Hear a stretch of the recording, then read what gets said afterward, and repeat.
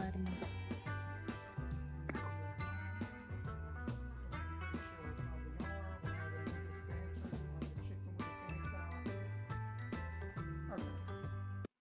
We are live, and I've also killed the music. Yep, as typical.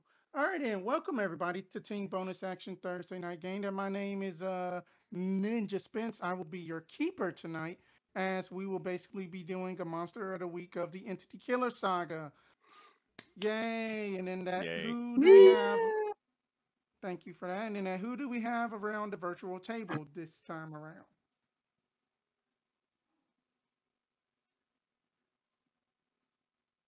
Oh, am I? I'm at the top of the. Oh crap. Um, I'm Neysa does cosplay, and I'm playing Arteloth. I'm a ghost knight. That's all I do.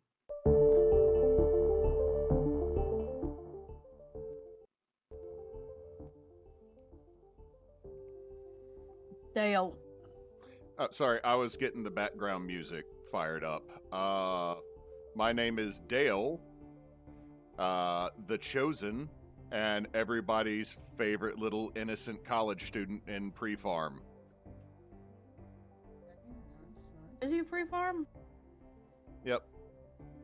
Yeah. Well, I am playing the Initiate once again, Wrenly Aberforth. Looks for a spooky shadow government and wants to make sure that Dale does not die. And if that you have a start of the mystery roll, let's get those out of, Oh, yes. get those out of the way.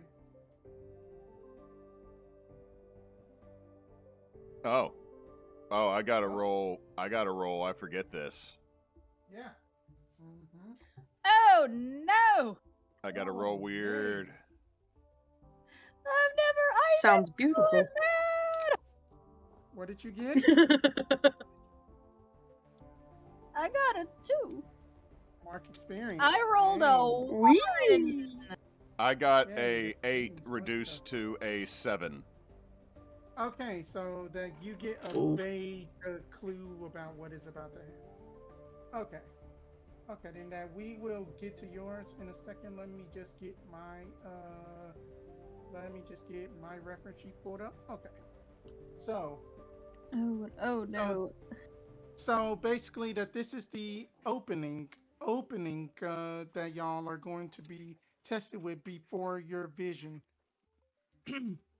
The air by the levee was crisp and sharp on this evening as a group of biology students was testing the water collected from the previous day's rain. The ground was marshy as the students finalized their findings and started to pack the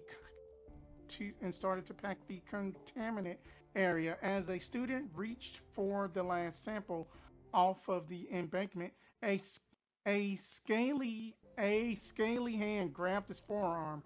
The student struggled and cried for help, but no avail as the loud ambient natural sounds served as cover. In an instant, there was a ploop as a rock was thrown into the water. As that the others came to collect their friend, only tattered bones and shredded clothes remained. Now for Dale, as that you were busy studying and in prepping for finals and such. Mm-hmm. Such that you are just going over just like formulas and stuff, and in that you get this weird vision that's basically that you see yourself just standing somewhere, but all that you do is just hear just like a splash along with just a trickle of blood, and then that you feel something pressed cold against your skull. And that is all you can really make up out of this. That is odd. And then at your roommate, I forget his name. Who is your roommate again? I lost my notes. Let's go with Terrell. Terrell? Alright, and then Terrell is just like, man, Dale, what the hell, man? Shit, I'm trying to study. And then you just see him just like drawing just like this naked lady. Wow, that you know that he is like an art that that he's an art student, and that he's just trying to concentrate on this naked lady drawing. Sorry, didn't mean to interrupt your porn doodle. My bad. This is not porn. This is art. His name is Harry. I found it in my notes. His name is Harry. And by the way, that the name is Harry. Where did you get Terrell from? That must be my idiotic cousin. Racist. Oof. I am still coming down from that stuff you gave me. Oh, that stuff. I mean, then that that was just my grandma's, like St. Patrick's Day brownies. It was very psychedelic, wasn't it? I think I saw God, and God disapproved, but I think that's just his default face. Oh man. So as that y'all are basically studying in it, Harry basically likes to have that the TV on and such for like the news or something. Then that you see everyone's favorite reporter Terry is just like now in on just KNOE in the news. Then that there was a travesty that had happened to one of the local biology students, as basically that they were apparently snatched up and bones were recovered. Suspects say that we do not know what is going on. We have not heard anything about the Mangle twins in about the past 6 weeks. All of this is just on to the sports. I'm going to have to say this. I'd never heard of the Mangled twins before just a few months ago, and now they're everywhere, and it's fucking annoying. Man, yeah, that the Mangle twins, then that they had almost like caught that they had almost caught my grandma until that she had pulled a shotgun on their ass. This is a very small world. Anyway, you keep studying. I'm going to go out this way. I'll give you some alone... for a late night stroll? Yes, and I'll let you have some alone time with that image. Man, that this is just high quality art. I am trying to make an A on this. Then he just starts just continuously drawing. And Dale is going to get out and go find his scooter. Okay. And then he is going to head towards Arteloth's house. Also, real quick... What dorms does Dale live in? Probably UC1. But I'm going to ask Spencer if you can check this. What is the audio levels for I'm listening everybody? to it right now, but it's very hard to listen while people are talking. Let me see. It's only been you and Spence, and you both sound fine. Okay, I'm just making sure it's not coming through too loud on the music. I don't hear the music. Like, I don't hear it at all. Nope, very barely.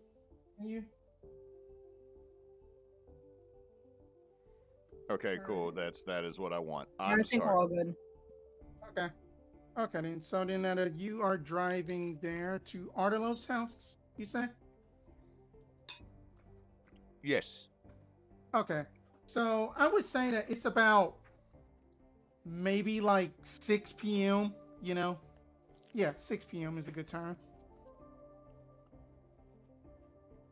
All right, then, Arteloth, what are you doing at the present moment?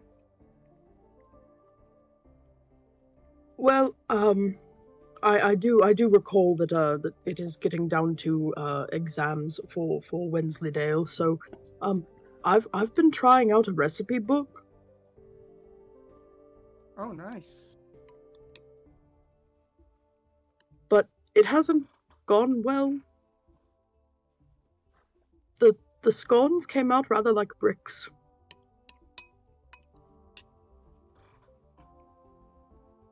Alrighty then. Give me a just for shiggles. Give me a act under pressure roll as you are making these stones. Shiggles. Yes, Shits and giggles. Oh God. Hashtag this isn't gonna shiggles. go well. Stand by me. Shiggles. Okay. Act under. Yeah, that's a flat. Okay. Hey, 9. Okay. So then that I would say that you get them done. That they don't necessarily come out like some of them. Some of them are basically hard on. Some of them are hard on the outside, crunchy on the inside, soft on the inside. It's just a mixed bag. But you didn't burn them. I'm going to try to. I'm going to try to sort through them, though. I'm only going to give him the good ones. All right.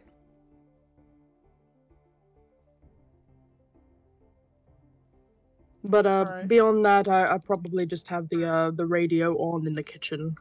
Okay, then you just had probably just heard just that same like news story that basically kind of like popped on the bit during just like one of your normal programs to like we just interrupt this program and then at the same news story that Dale had heard, you heard it too.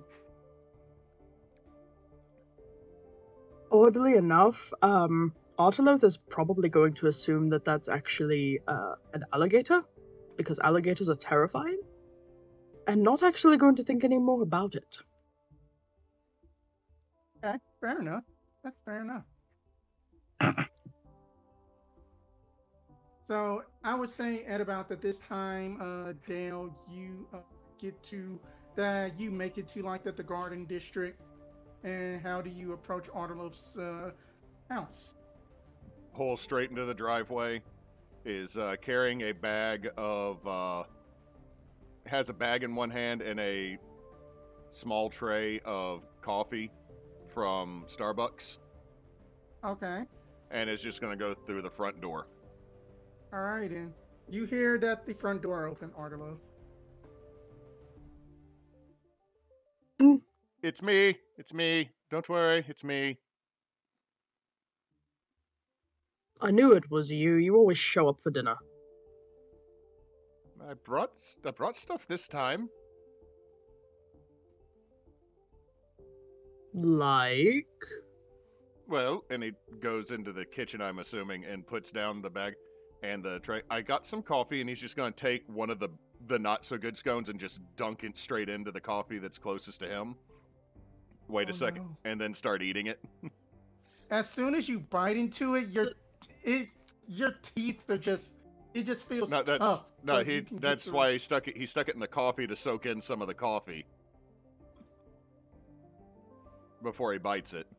I'm just gonna slide the plate with the softer ones kind of in his direction. Like, those were there for a reason. Oh, very sorry. I thought that this was a biscotti. It's a scone.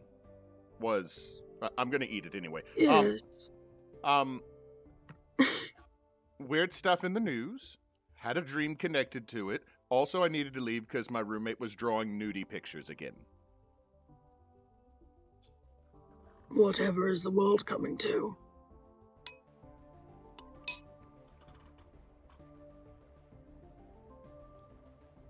But what weird in the news? Talking about the alligator? I don't think it's an alligator. They usually don't. They usually don't hunt with a large number of people around. They kind of bugger off because alligators came to a conclusion that many other creatures did as well, and that's humans are terrible. So I don't think it was an alligator snatching one of them when there was a whole crew moving through the area.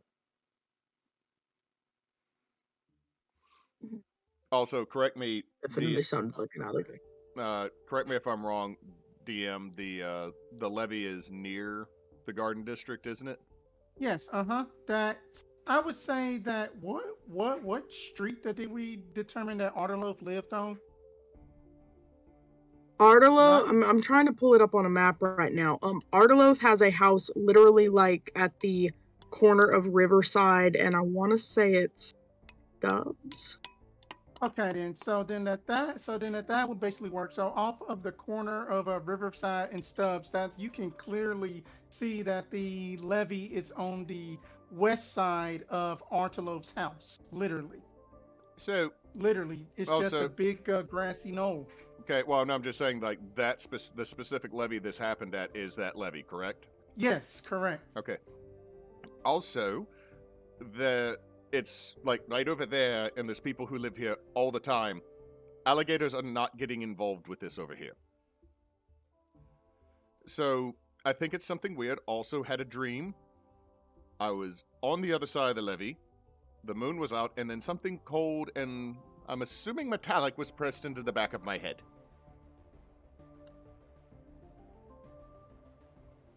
Not an alligator, then. I'm assuming it's okay. I'm gonna say this.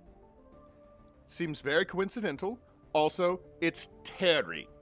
Mr. Terry's involved. I'm pretty sure it's weird. Then again, I have been wrong about that because he did do that report about the new gas station opening, and then I had us go there thinking it was going to be evil, and it just had a jerky making machine. My bad on that one. Every chance is a learning experience. So we're thinking, what, a water beast? I'm not sure. That's why I came here. And I figure we should contact Miss Rin. She might have access to Fair information. She might have access to information that we don't.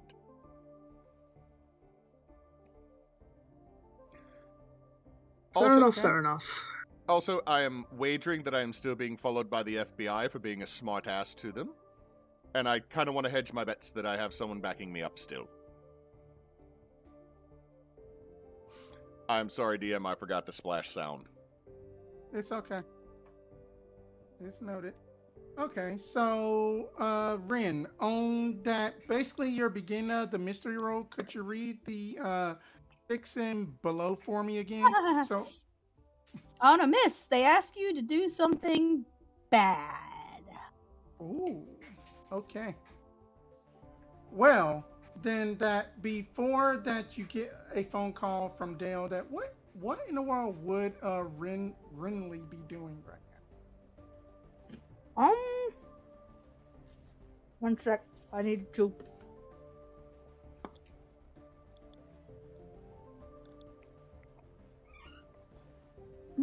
You said it's around 6:30 at night.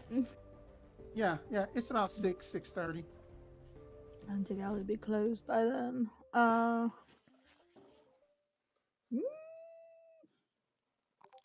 would Wrenly be doing? I suppose maybe doing some inventory at the antique shop that she moonlights at. Alrighty then. That you are just busy doing some inventory,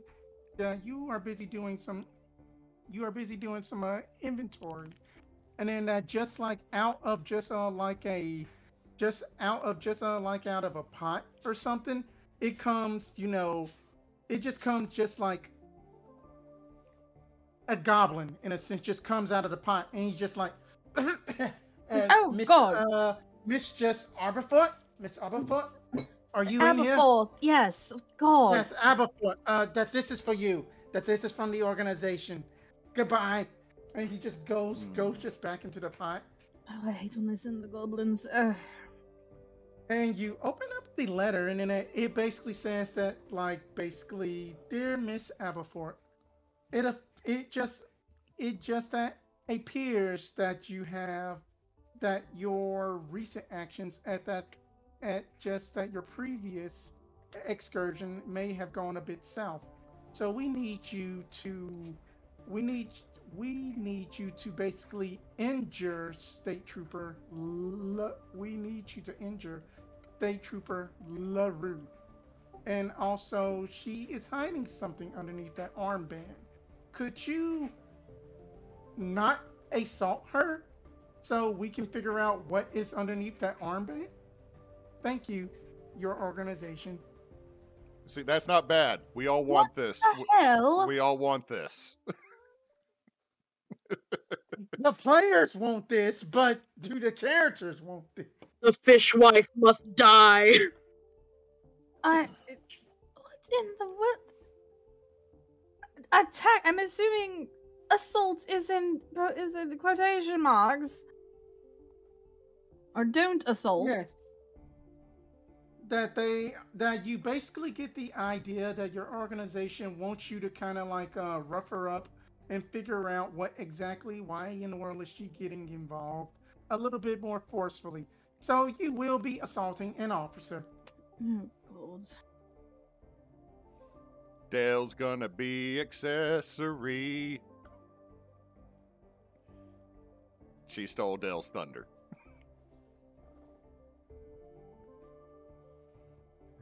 Anyway, then so that you have a phone call from Dale. Hello. Hi, Miss Wren? Yes, Dale. Have you been watching the news? Not particularly. Been rather busy today. Okay. This is going to be much more like what happened over in Rayville than when I drug us all to the gas station thinking it was weird. All right. Could you please come over to, Arteloth's home? You're gonna hear some shifting around and moving, like going to another room. I'm really glad I brought dinner with me.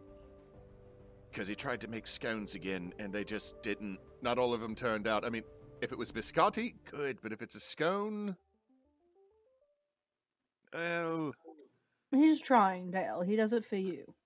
I know, and I'm trying to be appreciative. I want to be more like the British Bake Off, other than, you know, that asshole chef that yells at everybody.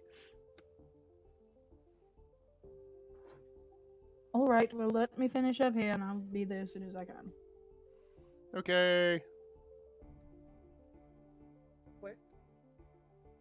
All right, then. So you finish up your inventory easy enough and then you basically make your way over there. You know, traffic is actually light about this time. You just still get a 1 or 2 asshats, but you can make it over there with ease. I mean, the bridge is awful no matter what time of day. Exactly. Yeah, fuck that bridge. But I will drive my black Lexus over the bridge, over to Monroe, and I will go to Arteloth's home. Dale did park the Vespa very awkwardly, like he is continuously told not to do. So it makes parking just a little difficult. Called Dale. Most of those homes have driveways.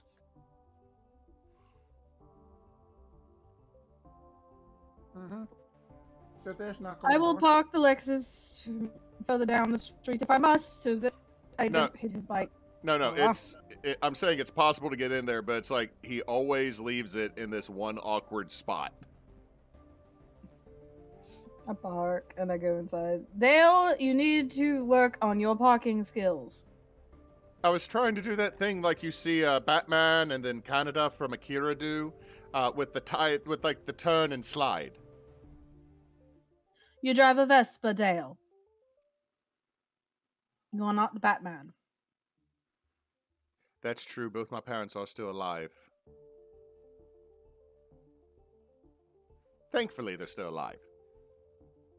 So what was it you needed to tell me about? Oh, well, first off, and he opens up the bag, it turns out Starbucks has gotten into the chicken sandwich war.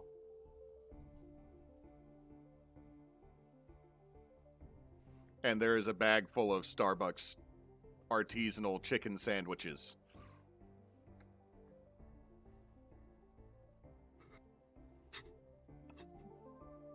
Like, that sounds really awful. And Starbucks makes some actually decent sandwiches. This is terrible. What is this dimension? They have ciabatta bread, and then there is a lightly brewed chicken breast. You get it with the tomato and the mozzarella and the pesto, Dale. You don't get microwave chicken. I mean, it's what you get when you go to KFC. No, Dale. They do actually cook their chicken. They literally put their things into a microwave toaster. Have you never watched behind the counter of a Starbucks? No, because everyone knows that the baristas are all mages and you don't mess with the barista witch. You don't look at the magic they do, you just wait for them to call your name and you take it and you leave.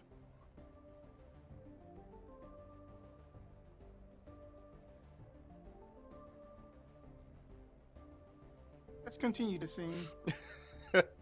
But, so... Putting this dice in the jail because, fuck it, it's not rolling well for me unlike usual. So Dale will describe the dream again.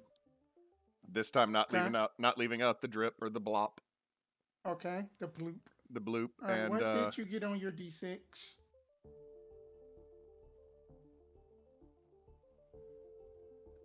What? D6? Yeah, to roll roll a a D6. Oh, I didn't hear that. I'm sorry. No, It's in I the typed chat. it. Oh, I got a 6. Oh, so as Tonight's y'all gonna are be the night I talking- roll shit! Ugh. So then as that y'all are basically talking about that this Starbucks chicken sandwich competitor entrant, Dale's cell phone gets a ring. Your phone is ringing, Dale. Yes, but I'm going to enjoy the song for just a second. Okay, I'll pick it up. Who is it? Yes, Come hello. on, say This is Dale.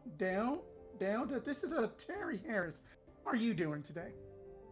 Well, I was studying for exams, and then you did a creepy, weird story on the news, and now I'm thinking it's about to be my problem.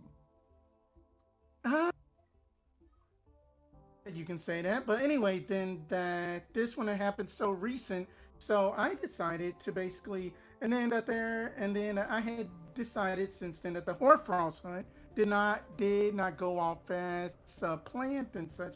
Did, but then it seemed like that Mr. Everett, since that he is still out on the medical expenses and such, then that I had decided to get in some extra help for y'all, and then that you can come in and meet us at Olive Garden, and then it will be her treat. You, it's favorite. Okay. See y'all. I will see y'all at 7:30. I do have files for Miss Aberforth. Fine. All right, see you there. Thank you, and then good luck on your on your test. He just hangs up. It was Mr. Terry. He wants us to meet him at the Olive Garden. Really? Why? I'm assuming because he wants us all to die like Arteloth, but because of carbs that taste stale. How did we go from Copeland's to Olive Garden? Maybe because we did put a rather large tab on it. Also, he said he's getting He us offered. but he also said someone is offering to help us, and that she was the one paying, so I'm also assuming that's why. We are going to go to Struggle Cuisine. Struggle cuisine. If it's the lady in pink again, we might be doomed. I don't like her. Her dog would not let me pet it. Also, I think I got wrapped around by a tentacle. And I like anime, but not that kind. And I'm afraid that she can summon that again. Arteloth is just staring. He has no idea what language you're speaking right now. Anyway, let us go eat some over soggy lettuce with a couple olives that are decent, and then have someone pay way too much for what is more or less a craft dinner. You're such a hater. Wow. Hashtag fuck Looking off Olive sadly at Garden. my plate of scones. What'd you say? Oh, I'm sorry, I I was said saying. looking sadly at my plate of scones. If we I come will up- eat one. we can cover them with the tea towel and come back and they'll be fine. Especially these, and Dale's going to take one of the other ones and tap them. There's no way they can go any harder than they are now. Honestly. He has I'm minus gonna one. break some of them up, and some of the really hard. Go on. What was that? was gonna feed him the birds. That you were saying something, Dale? You're saying, I have a -1 charm. I have to play this kid as he's kind of annoying. That's fine. That is fine, and I'm loving it. Every bit of it. So basically, then y'all I am just assuming Ren is driving, correct? Mm-hmm. So then y'all make it over to the Pecanland Mall area to like the Olive Garden. Olive Garden is one moment. It's out front of the mall. Bear with me. It is. It is moderate. It is actually like moderately busy. It is just like a few people there, like a family, 3 old couples, and then there is like a young hip couple there doing like a study group there at an Olive Garden for some odd reason. But then that as that y'all get there, then that that there is basically that the hostess is just like, why yes, are y'all waiting for somebody? We're here to see Mr. Terry. Oh, Mr. Harris, he's my favorite news reporter. Right this way, I will lead you on.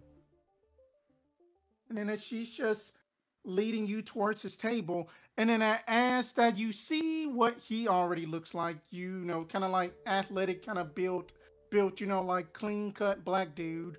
And then at the table, you all see a beautiful woman with a blue gentle eyes, and she has optic white teeth. She is wearing a casual dress to where that you can see broad shoulders on her frame, and then that there are 3 seats set with menus. And then that you just see Terry just has a folder, but that it is much thinner this time.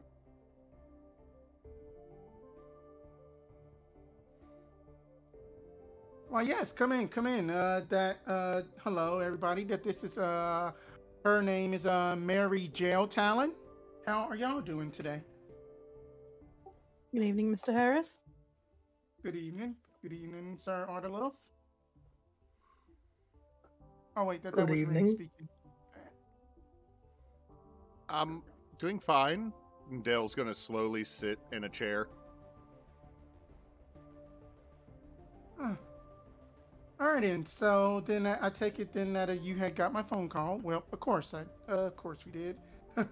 Well, then that everyone that this is Mrs. Jail Talon, that she has some expertise in your kind of line of work, also with just a little bit of aqua creatures in a sense. I don't know, that she had contacted me, and then I was like, yes, sure.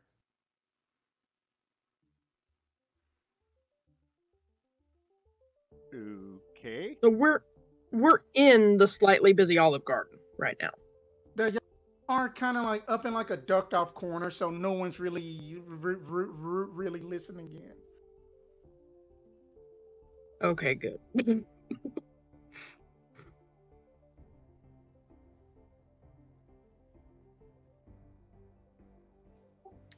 So, what exactly do you think that this nice lady can help us with? That she just speaks up for herself, and then she just like, oh hi, oh just like how y'all doing? That the name is Miss Mary, and then I can see that that was no ordinary crocodile or something. It might be some kind of sea creature or something. And then that she has this very thick southern accent. So we're rather far from the coast. I mean that that I have did my specialized hunting up in basically like little bitty short streams and stuff. Then that there was a once of that pecan that I just had to like kill off up in like New Mexico a few years back, but that's all right. So, this creature, what do you discern it to be, possibly? don't know, but just by just judging by what they said that from just that whenever that we had like interviewed that the people that it was just basically then that they said that it might have been the bog man, boogeyman or something like that. Then that some kid called it swamp thing, but we just obviously know that that doesn't exist now, do we? I'm not going to rule out that Swamp Thing exists somewhere. Sure, totally not real.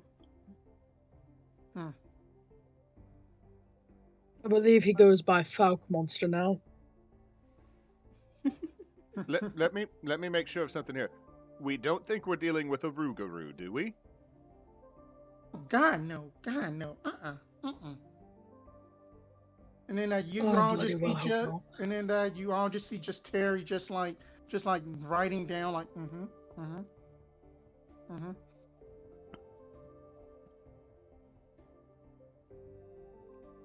I'm sorry, I came into all this info a bit late.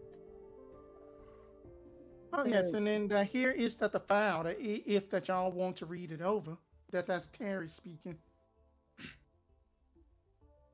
I will pull the file towards us and open it. Okay then. So inside of the file, you have basically that the deceased is Curtis Ramos. He is 21, Hispanic, senior biology student. He is from Baton Rouge, Louisiana. The students were doing an experiment with testing water samples on the old bike path close by the Washita River. And Ramos was too close to the edge and just vanished. And there was a strange Roman wait. 21, he's just a baby. Why, yes, he was just a little youngin. 21 doesn't seem that young to me. You're 19, shut up. Alright. And then I would also just do this too, so then that we can also do the scenes too. I think then that'll help out. And then that is the next part of the file. Oh yeah, I mean that, and then he was about to be graduating pretty soon. That is what that is what that Miss Joyce said. That's what Miss Joyce said. What was her last name? Joyce Pham. That is what Joyce Pham said. What were they investigating while they were at the river? That she has said then that they were just conducting all of that, the rainwater and stuff, just to see like how in the world that the water would just basically affect the sea creatures and such.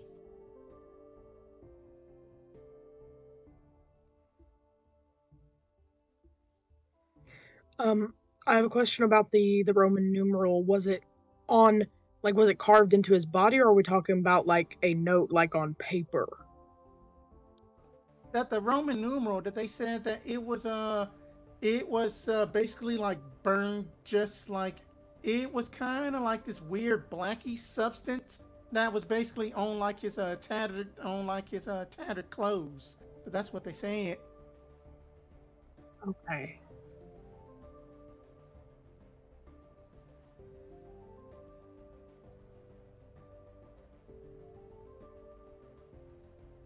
Yes, and then that just to also be more precise, and in that she also like gets just at her plate of like that the carbonara, and then that the waiter just comes through and just like, hello there.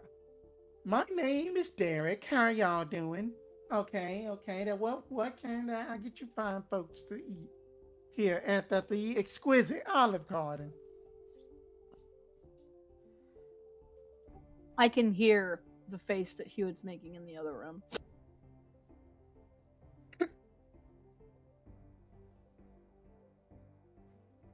Are you, sir? That he is speaking to Arteloth.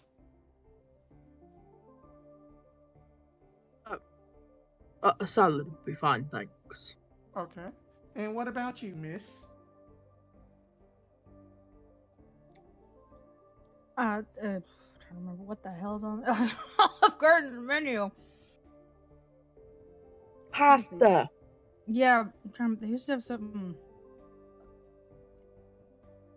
Oh, We also they used to have mussels on our appetizer menu. They were really good. yeah, Oh, The mussels, please. that the mussels are absolutely exquisite. And for you there, youngin, sir, young. I will get the one thing on your menu that is edible. The garlic gnocchi. You want the gnocchi? Okay, got it. Just unlimited soup for. All right then, and then I will go in and get those right up. Oh, and then that. Oh yes, and then we are also running a special on the chicken and tortellini too. So I will see you all later. With let me just go ahead and put those up for y'all, and then just go ahead and get this order in. Dale is just gonna grab the wine list and start slowly pointing at different ones to see what Arteloth's reaction is to reading their names.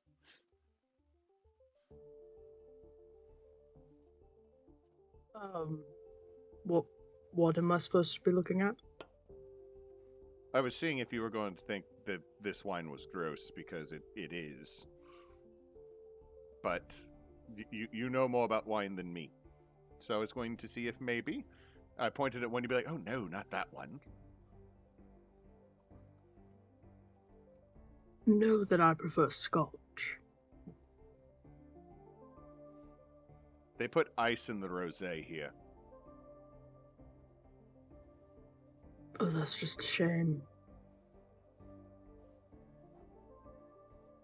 Here go a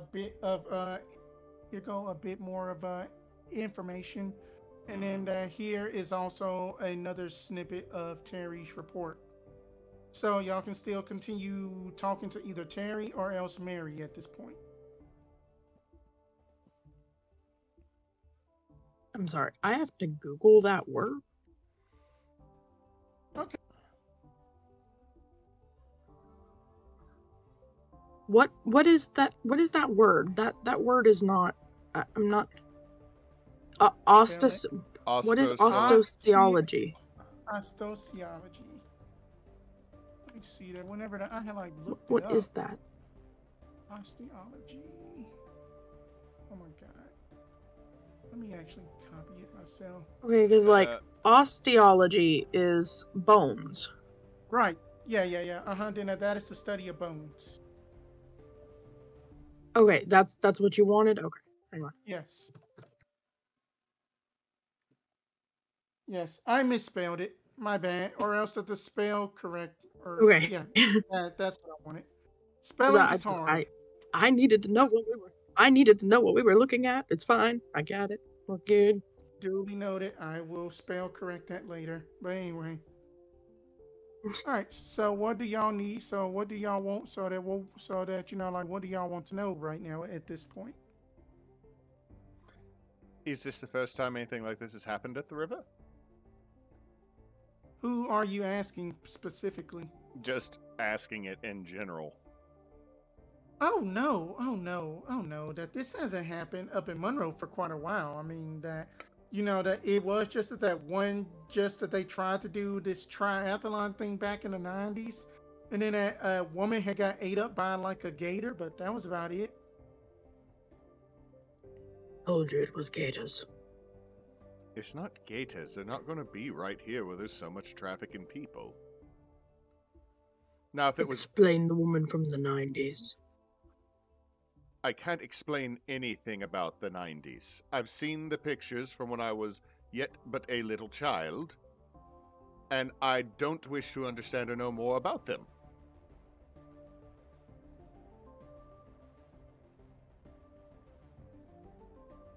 Well, then that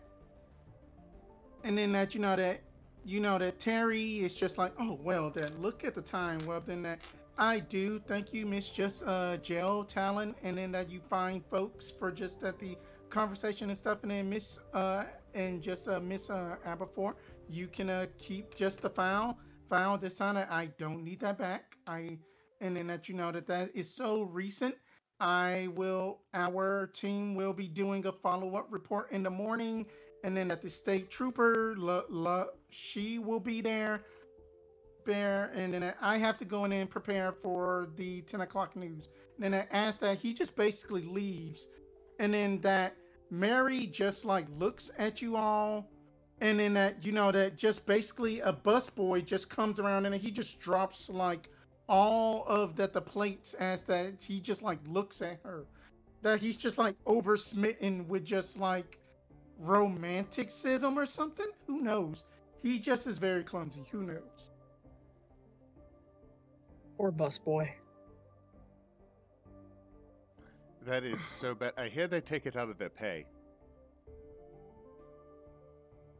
All right, that's not my problem.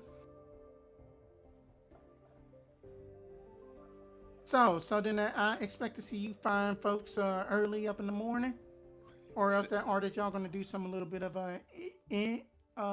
a investigation tonight on like some of these witnesses first.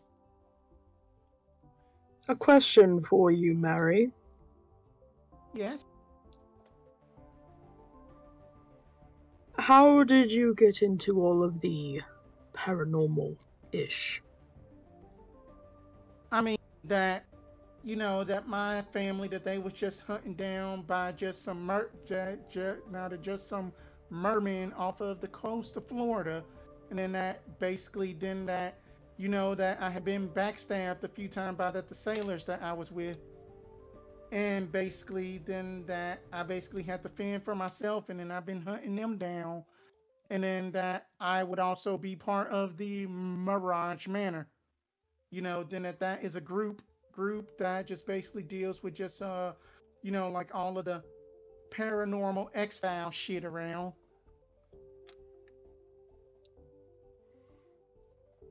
I would like to investigate a mystery with her, because if that guy just dropped everything looking at her, Dale's wondering if something's up. So may I roll investigate a mystery? Mm-hmm. You can roll. That is a 12, 6, 4 Okay. plus 2. Okay. All right. Let me pull up my list. Let me find my list of questions. Okay. Florida merman. Oh God.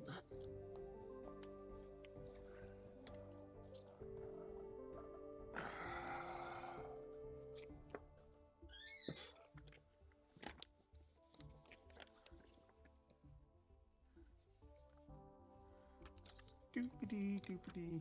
So yes, that the Mirage Manor, then they've been around for basically, like about centuries or so.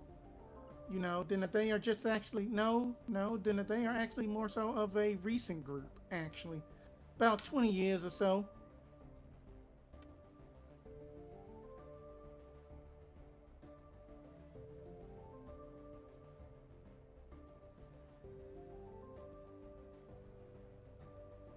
There we go. I found my reference sheet.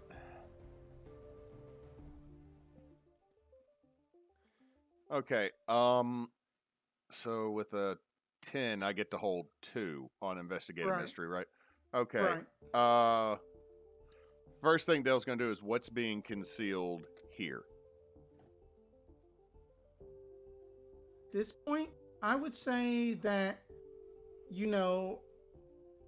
the only thing that is really being just concealed here is just basically Mary's just that she has a dagger up in just her boot, that you kind of like caught the glint of it from just hitting the light, but nothing, but all of this is just a dagger. Okay. See, I mean, there's other ones I could ask, but I'm not gonna go with some of these.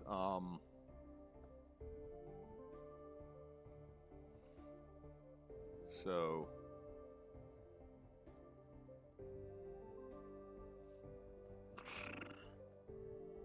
I can't ask what type of creature it is because I don't think we have enough information for that to be legitimate. So I'm going to go with what happened, or what happened here. Like To that the busboy. Yeah. The busboy just came over lust, and then then he basically tripped and fell. Okay, That's what happened. Okay, so nothing magical, just he got thirsty. Thirsty bus boy. He got thirsty. Thirsty bus boy tripped. Okay, cool. Because the last time a random person was talking to us in a restaurant, there was tentacles and a 3-headed puppy and talk about Kronos. And so Dale's like, I can't have this happening every time I go to a restaurant, and I'll just be stuck going to Applebee's. Now,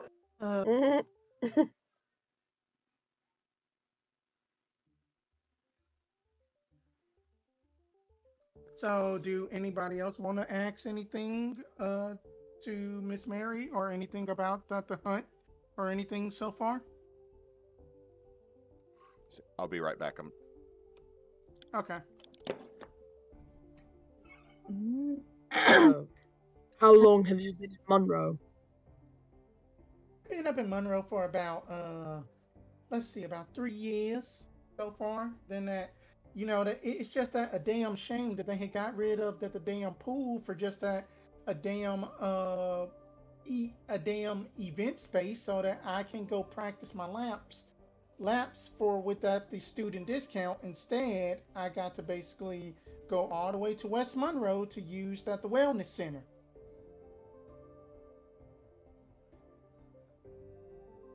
But hey, you know that's just the life of a swimmer. You have to adapt. So, is it your work with the Mirage Manor that brought you up here, or something more mundane? I would just say it's kind of just about a mix of both. I mean, then that we just kind of just stay off to our own just sectors and such, and then that we just basically get in just like our missions just in through like just telegrams or so. And then that I am also basically a swim coach on the side. And then I do paddleboard lessons, so I am just what you can call a kindred spirit.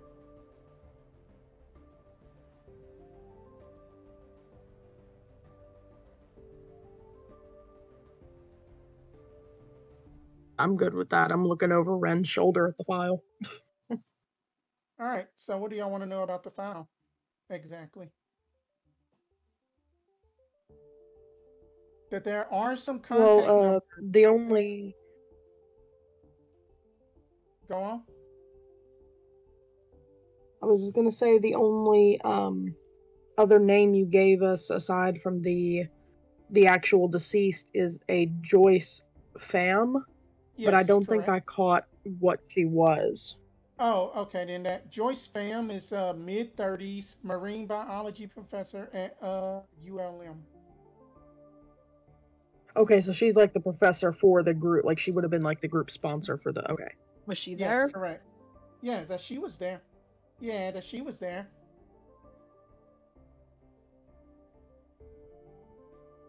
You know, that kind of like a weird. You said there were other names?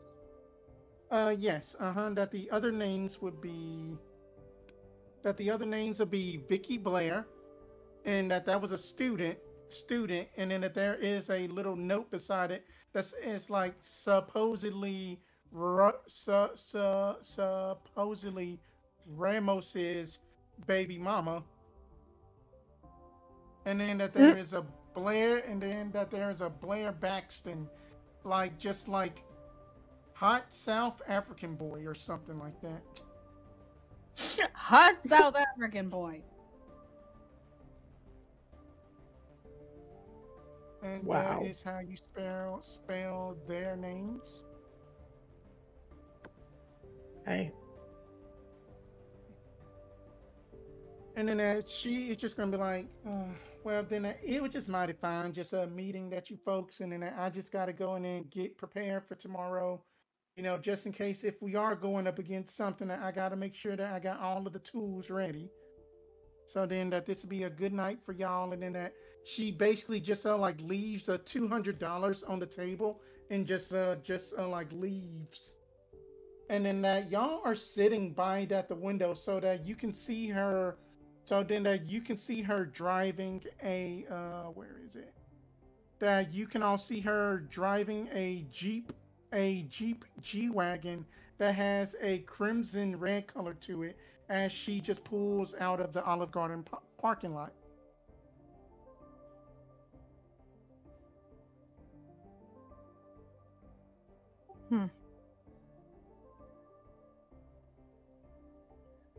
is all weird. This is weird, right?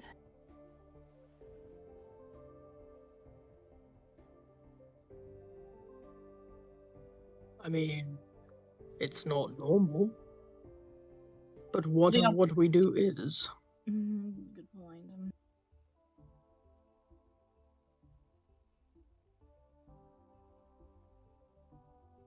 Contact numbers that you can contact that the 3 witnesses if that y'all would like to. How do we approach that? Hello, I'm Divide and conquer. Give me that. Just some like random dude up in that the back table just burped loudly.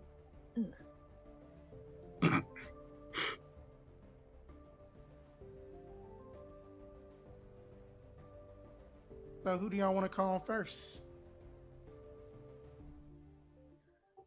Well, how do we approach that? I mean, we're a random person wanting to know about your classmate. And then there is actually notes in that the file that Terry did also indicate that that he has already like notified them that that some some quote unquote investigators will be calling them and then seeking answers. Ah.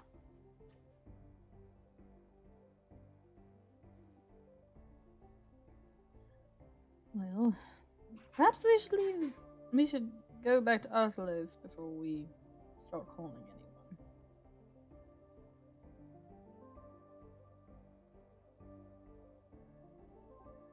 Dale, are you back?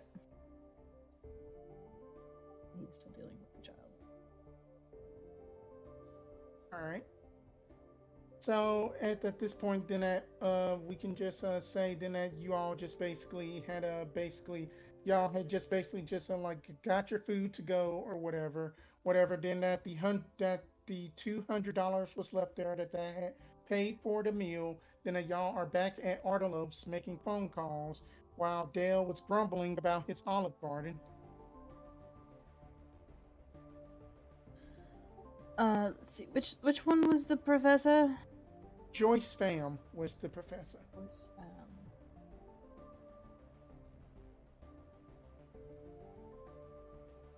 You are giving her a call? Yes, I suppose I will. Okay. So that you just basically hear the phone and then she's just like, well, yes, Dr. Pham, how can I help you?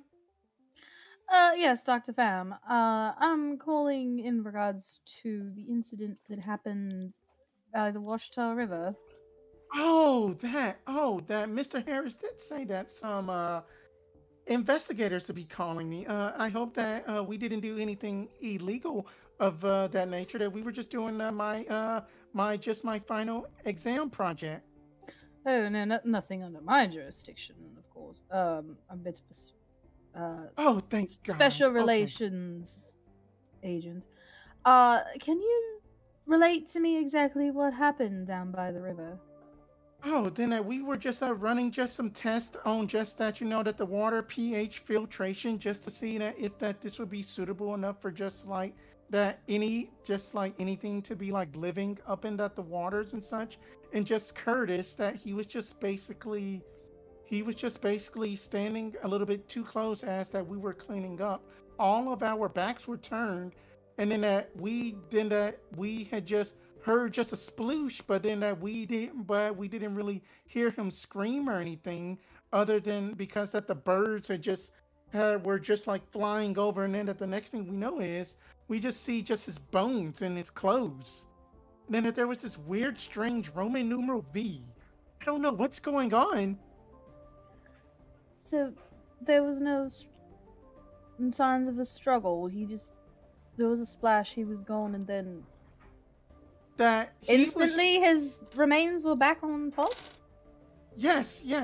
Then it was actually as soon as that we actually like had turned around, it must have been at least 2 minutes later, and then that we just saw some bubbles, and then that bones just spit up onto the embankment. And you saw nothing in the water, not even a shape. I saw nothing nothing of the sort. Nothing of the sort. Let's see. And you were testing the water to see what could live in it? Is that Why, yes, correct? of course. And yes, of course. And that is my student's final exam project. Project as like marine biologists, we have to basically test out the living conditions of bodies of water. And then I was just like, why not? We just go a little bit more on just more on a practical field trip, if you will. And oh my God, that the school is just already on my case for this. It's just so bad. It's just a really bad look for me right now. Well, that's certainly an interesting situation. Uh, you wouldn't happen to have the results of those tests yet, would you? But then that you see, then that they will be processed. That they are actually being processed right now, and then that that I can provide them to you in the morning if that you are going to be there in the morning, because then that the last two students, then that we have to finish up our just exam that they do at least, and that we are going to be testing out basically that is it safe enough for basically a human to be in that the water for just about a minute, and then that they can get out. Is that wise? Especially it was a crime scene of what apparently a But murder of yes, one of your other that students. this is wise. Yes, that I assure you, I Professor assure you, Sam, are you planning on doing this at the current crime scene? we are going to do it just at the other just little bitty embankment, but not at the crime scene. No, no, Professor God, Sam, no. I would strongly suggest you perhaps keep your students out of the water where one was apparently eaten in a very short amount of time until we figure out exactly what has been going on. Oh, that this will be absolutely fine. That Mrs. I think her name was Mrs. Jail Talon had basically said that it would be okay for us to go off about 25 feet just as long as they are watching us do this, which would be I fine. We will be fine. I just just as a recommendation, Professor Pham, perhaps for your students' mental health, it would be better for you to fudge the end a little bit instead of having them go into the water where their classmate was chewed up. Going to be that exact area, my dear. And then I I think you don't can. think that's going to matter a whole lot, but if you have the results in the morning, please bring them with you so that we I can will look over bring them. them with me. I will bring them with me. That you have a good night. Are we there too? I'm on the phone. Oh, okay, never mind. Hang up. What is wrong with this woman? Explain, please. I heard your side of the conversation, so I'm assuming it was academic jackassery. Oh, of the highest level. This professor is going to be there tomorrow. Not to help answer questions in the investigation. She's going to move her remaining students 25 feet down the shoreline and have them go into the water to finish their experiments. What was she a professor? As their final exam. It's probably going to be their final exam in life. Well, But she said that Miss Mary told her it would be fine, and I am not so good with that. I have the number for the dean of this department. We could try to shut it down that way. No, I want the woman there tomorrow because I want to know the results of what they did today or yesterday, whatever the last one was when the friend was eaten. Okay, seriously, the cops aren't involved in this at all right now? I mean, they Cops have are. That's already been but, involved. yeah, but Miss Mary Yaltalon apparently told them it would be fine. Maybe because she's there, she thinks it'll be fine. I don't think it's going to be fine. I think we might need to pull off a bit of magic bit to keep them safe. Or, hear me out, we kick the professor in the river first. We'll see what the situation is tomorrow. Perhaps we can talk some more sense. She was not as upset as I really thought she'd be. Kick her in the river. All right. Dale, why don't you call one of the others? What is there? Vicky, Blair, and Blair Braxton. So Vicky Blair and Blair Braxton. Blair, Blair, Blair, Blair. I will call Blair Blair. Blair, Blair, Blair. Blair, Okay. Blair, Blair. Okay. Vicky Blair, Blair Braxton. The Blairs. So that you are calling Blair Baxton, correct? Yes. All right. And then he's gonna pick up the phone and go like, "Oh, hello, Is this a Mr. Blackston? Braxton is the name." Braxton. I'm sorry, I've been forced to eat Olive Garden. I'm a little bit addled. Yes, Who is calling, by the way? my name is, Detective Rigby. I am, Detective Rigby. Okay. I just had a few questions, to follow up with what happened at the river today. All right, go on. Yeah, I mean that was a bad scene. That that Dr. Pham she kind of just that after that we had called the cops and stuff. That she still basically said that that the that the testing must go on tomorrow morning, or else then that she is going to basically do something to my visa, which I don't know what. I mean, I love it in this country for some odd reason. I'm gonna That go. the food is good here. I'm gonna go ahead and tell you that's bullshit. She can't actually do that. That is. I mean, I don't know that. Have you ever seen Dr. Pham? Pham just angry that she has just that sinister look, something like a government agent or whatever, off of like X-Files or something. I don't know. Real creepy shit. Any case, Oh, shut. First off, how do you feel right now? Like after all this has happened, and one of your fellow classmates has been. I mean, that I am a vigil right now, and then that the parents are still crying and stuff, and then that you can just hear just like sobbing and stuff is in the background. Like, I mean, just bloody fucking hell, man. I just don't know. I don't know that if it's some hoodoo shit. I don't know what's going on. That was just some creepy ass shit. That's all I know. Could you? Now, I have a report, and let's be honest, the officer that was on the scene that took your report did not write it down in the most efficient manner.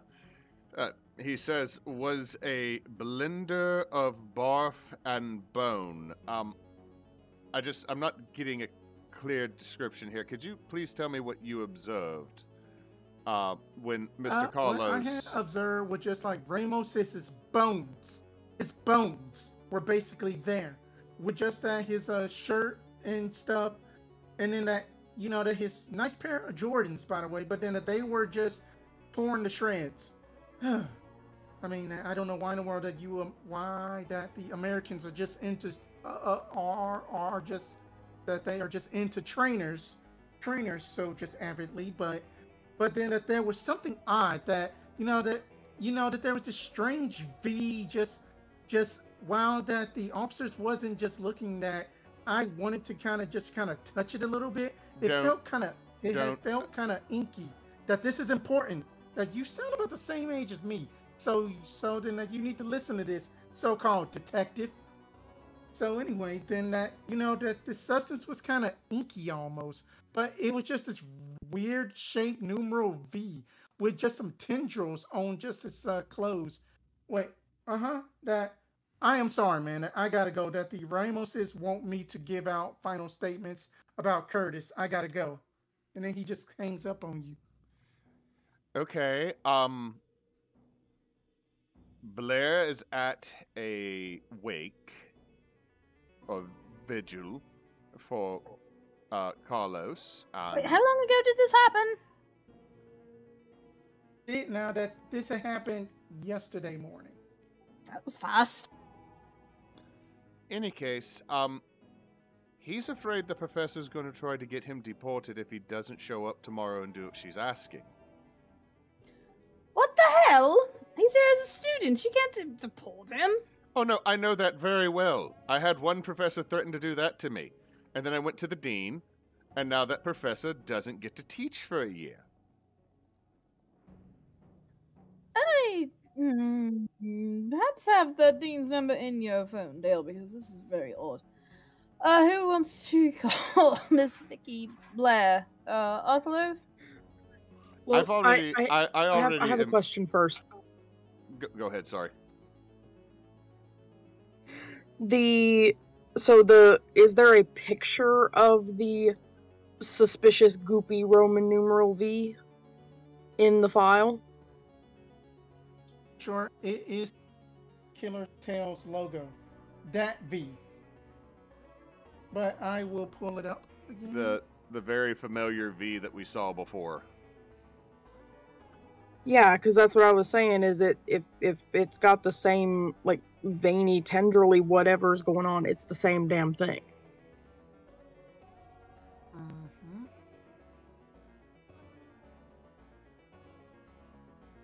I had to go look through my notes. There it is. I just posted it. There we go. Posted it. That V.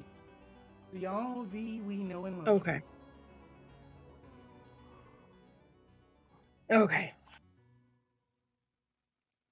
Mm-mm.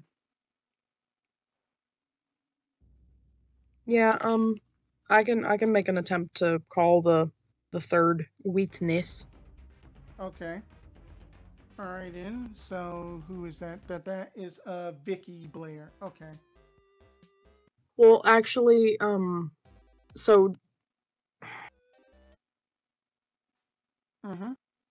Dale said that Blair Braxton, who he just talked to, was at a vigil, right?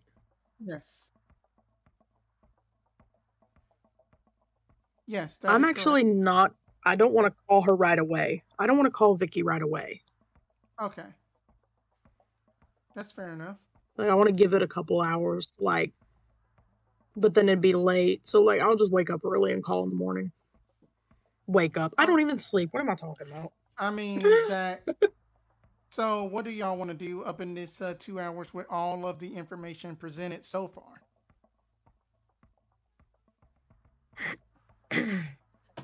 I don't trust the professor to be all that right. We could go slash the professor's tires, and then she couldn't go down there. I do want the information she's going to have, though.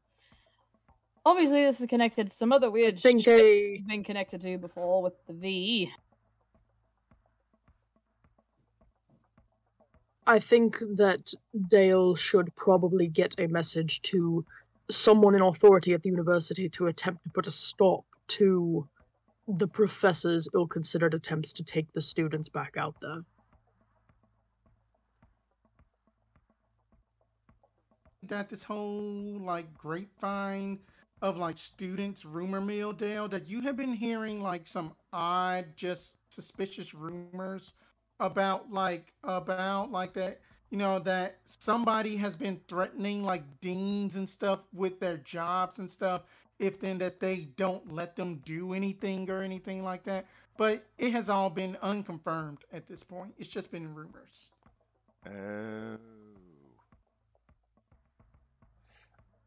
I think I'm going to have to try to call the president of the university. Also, I'm kind of thinking that at this point, maybe we just need to go to the professor's house and encourage results faster and not to attend. Like, maybe Arteloth could make the point very stabbily. Or, I mean, we could just scare them. You want me to hurt an innocent? The professor is definitely not innocent in this situation at this point. I'm pretty sure that she is, if nothing else, negligent would be the most positive thing we could say about the situation with her. At this point, I'm not stabbing someone for negligence. I'll scare the bejeebus out of her if you like. Oh, I want this. I want this now. We are going to haunt. Oh my god, we get to do the monster shit instead of having to track them down. This is going to be so cool.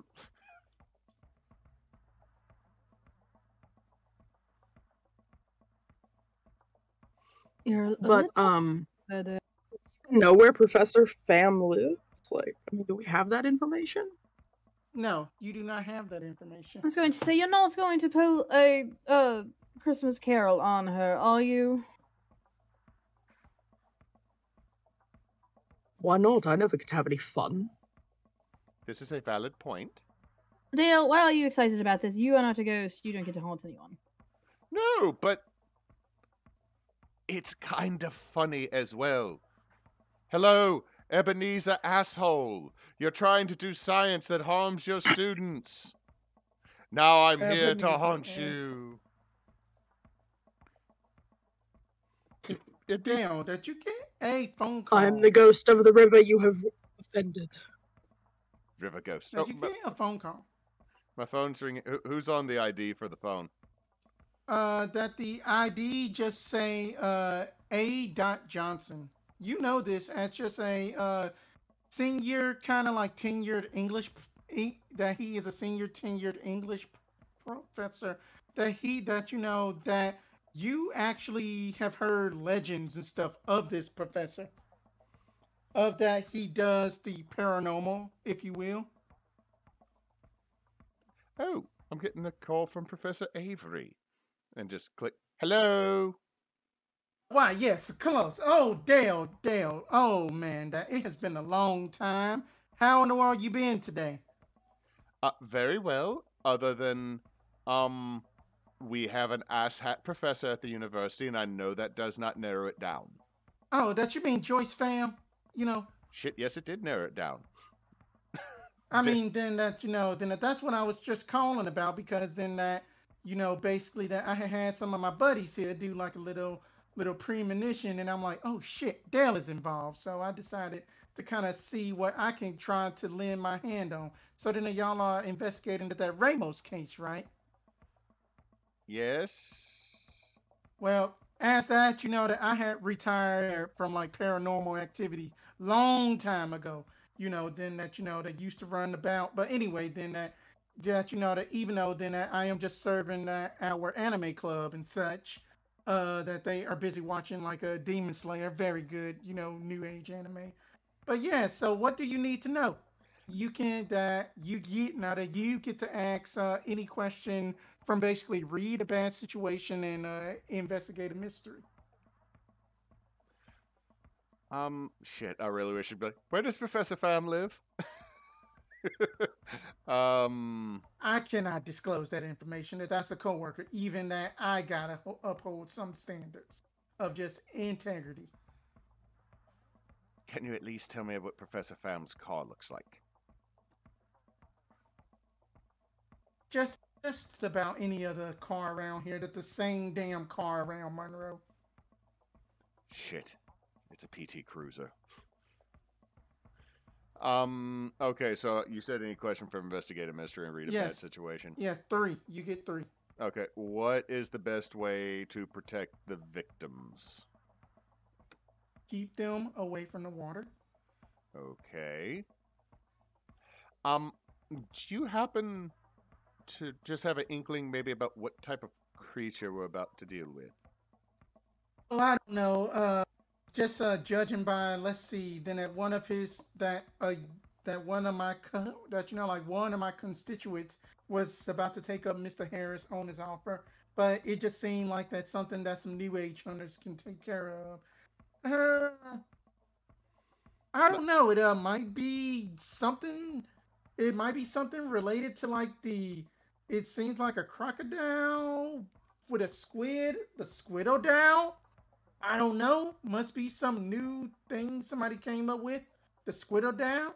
Octocroc. Oh, that's absolutely terrifying.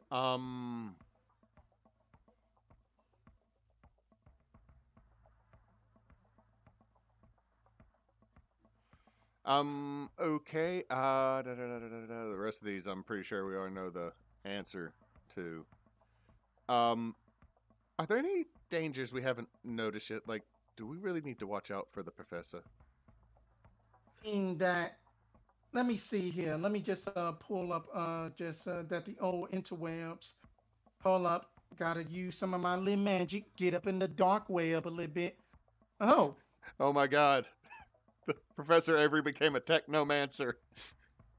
Oh, well, it's classified information, but oh, everything's blocked out. But apparently that her face is on some federal agent website. Oh shit, I gotta go. Did they track it? Click. We may have just got my professor arrested by the FBI. I'll be fine. That Laharo can bail him out. I'm sorry, it's like hangs up the phone and then just still yells at him. Fuck, that's some good magic.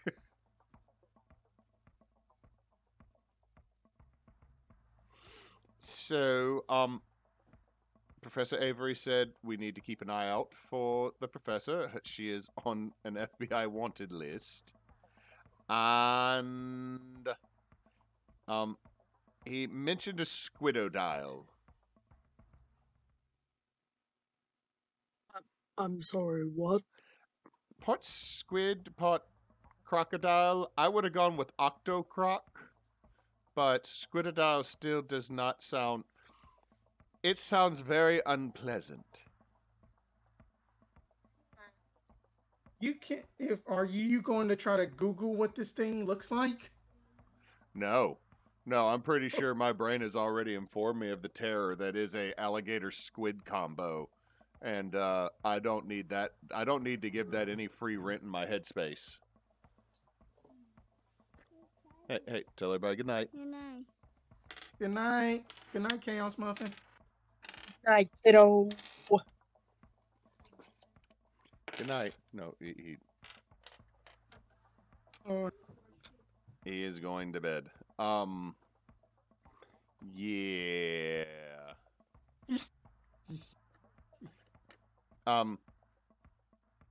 The river has weird shit in it, and this is also why I never wanted to do ichthyology. Also, I was born on an island, but I'm not cut out for fighting sea monsters. well, I'm fairly sure I am, but I don't want to. Also, I'm starting to think, just maybe, that this creature might not have been made by magic, but might have been made by science. But it has to be magic if the V's there.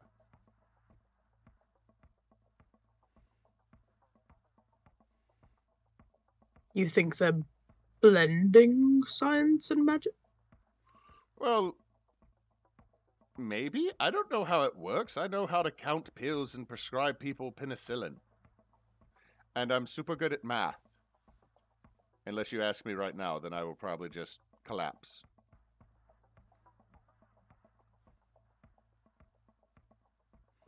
In any case,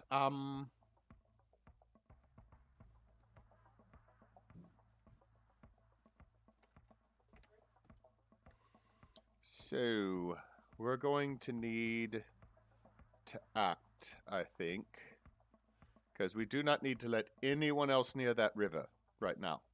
Oh shit, there's homeless people that live down there too. We don't need to let them get ed up. Do we want to try to handle this before anyone gets there in the morning? I'm going to allow the individuals that are much better at being tacticians to decide that, because at this point I might just say, help, I need an adult. Because I know what I want to do, but that also might be felony damage to private property.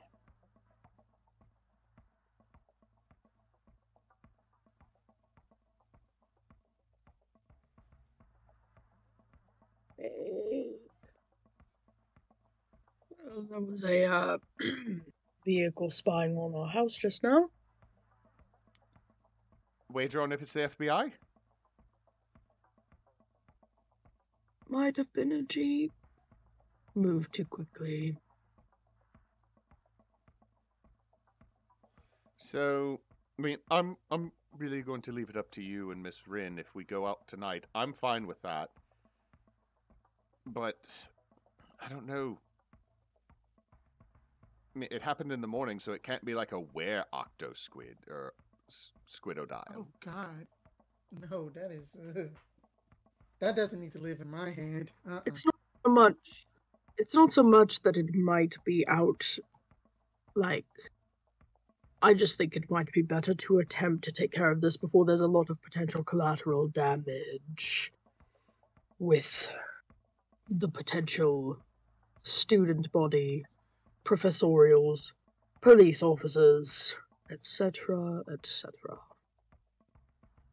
This is true. You don't have any books about. Could this be alchemy? Could this be the combination of two creatures done by some type of foul-minded pseudoscientist? No, I've probably just watched way too much FMA.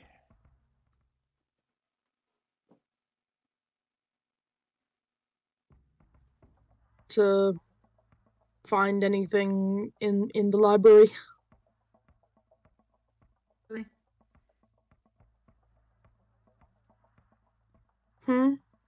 Give me an investigator mystery roll. Okay. I rolled boxcars with a +2. Okay. That's gonna be a 9 from me. Okay. Okay, so then y'all got 4 questions. 3, because 3. I get. Okay, yeah, I yeah, don't have advanced on this. Okay, gotcha. Watch me. I'm losing all these good rolls to being snarky and reading books. I'm probably gonna just repeatedly whiff with the whip. All right, and so what are y'all wanting to ask? Well, beyond just the generic specific of a squidodile, any further information on what sort of creature it is or might possibly be? Okay, then you are like going through your books about reptiles. You see like Komodo dragons. You see like Wyrens, and then you're like, wait, Squidodile? The hell is this? And then you just see just like big that this big that this big beefy crocodile looking thing that has like the maw of a crocodile, but underneath it has like the tentacles of like the giant squid, and then it's very long and cylindrical, but it but it but but it has like scales that are like plated just like armor, and then that they are basically known to grow anywhere between 10 and 15 feet long, and then that they weigh about 3 tons. Holy shit! It's actually in the book. So, yep, great. Okay. What can hurt it? The only thing that says that basically of how to basically what is a quote unquote weakness. Weakness is basically you have to confuse it in some kind of way. Well, if it's got the head of a crocodilian, then perhaps it has the same vulnerability to the ziggy-zagging. I think that's more for movement with the stubby legs. But crocodiles' eyes are on the sides, more to the sides of their heads than to the front. So That thing has eyes. That this thing got 4 eyes. okay, never mind. I see that there's an extra set of 4? eyes. Yes. Gross. So we have to confuse it.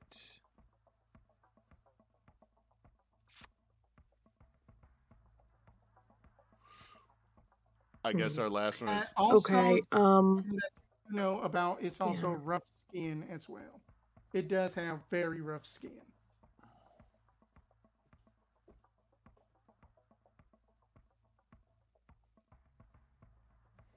Do you think I could hit I only got the one, so I guess I used.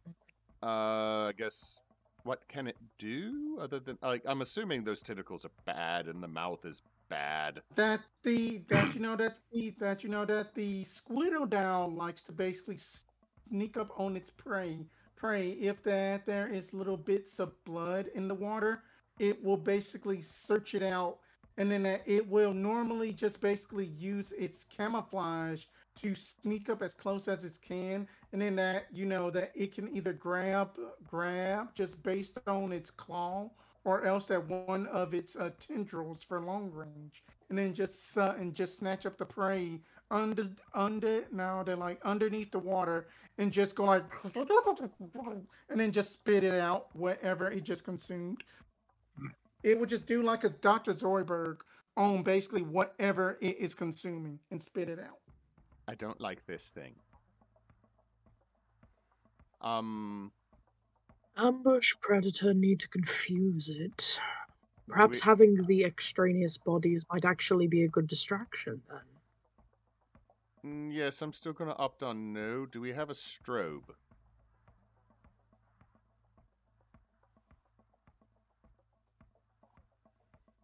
I'm beginning to think I may need to take that expert move where you always have something that you need. Well, I mean, we can always go to Walmart. They have those flashlights that can strobe for self-defense there. Be an option.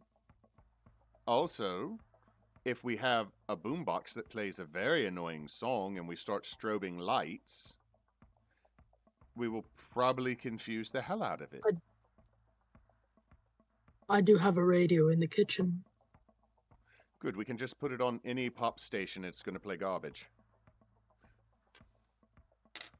So, Sunny 98.3. No, they're still just playing Christmas music all the time. It's May. Bro. I know, I'm just making a joke because they've been doing that crap since before Thanksgiving. Oh god. That would totally confuse this creature. It's beginning to look a lot like Christmas. Hold on now. I understand it's May. 15. Nah. What is this? This is confusing. So has Ren made it back? No, she is still getting Chaos Muffin to sleep. He is he knows he does not have school tomorrow. So he's like, yeah. It's like, nah, bro, go to sleep. I don't have to. It's like, yeah, you do. You get cranky.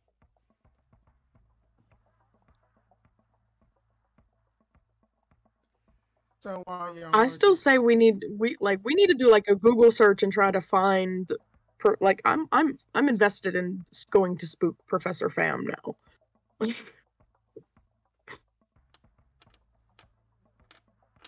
All right. So the voice of reason not around, so it is up to y'all.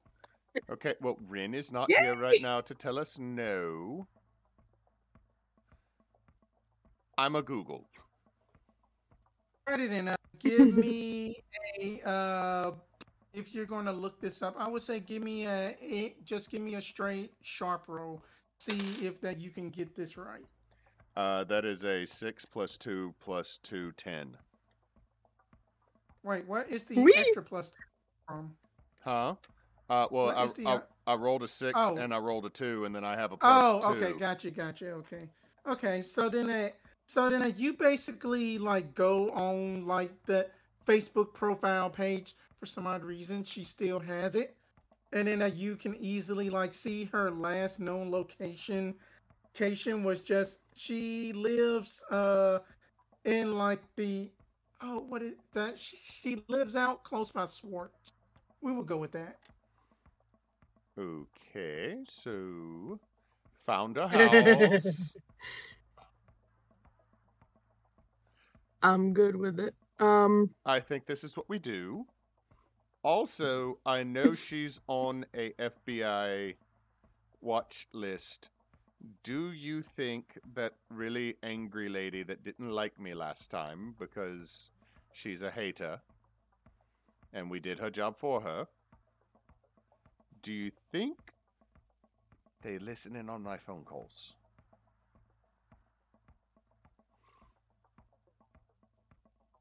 Because if they do, I think we can bring the FBI.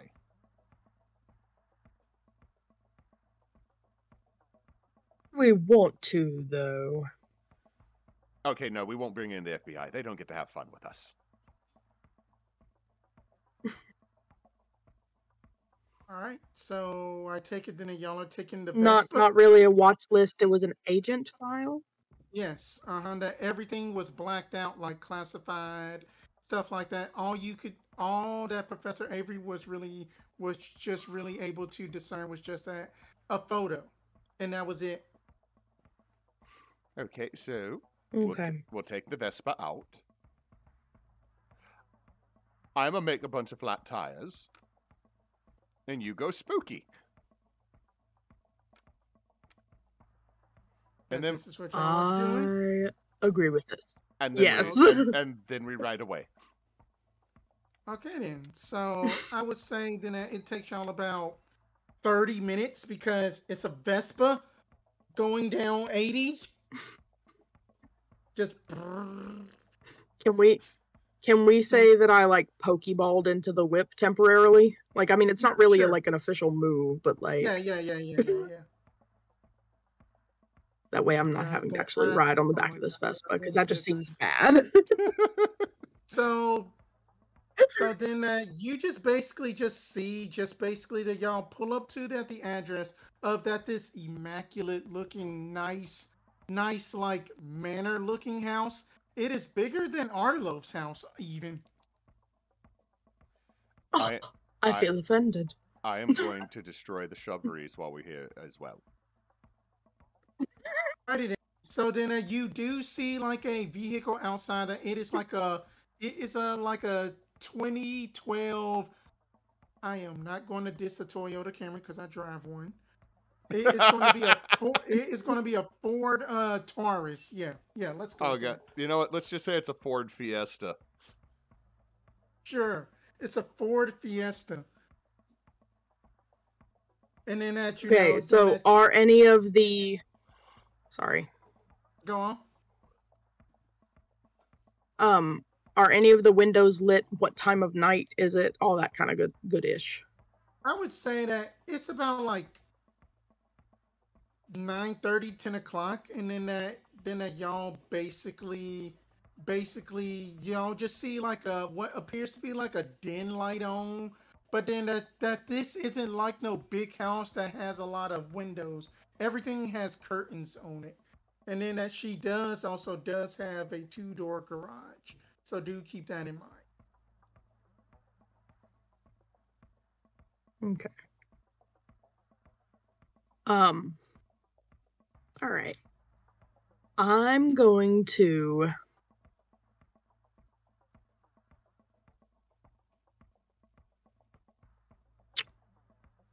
I want to do a quick turn about the house first.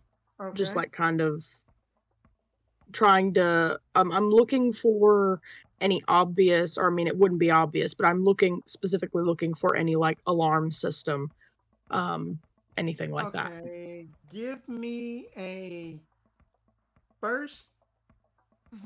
Give me a act under pressure roll. Okay.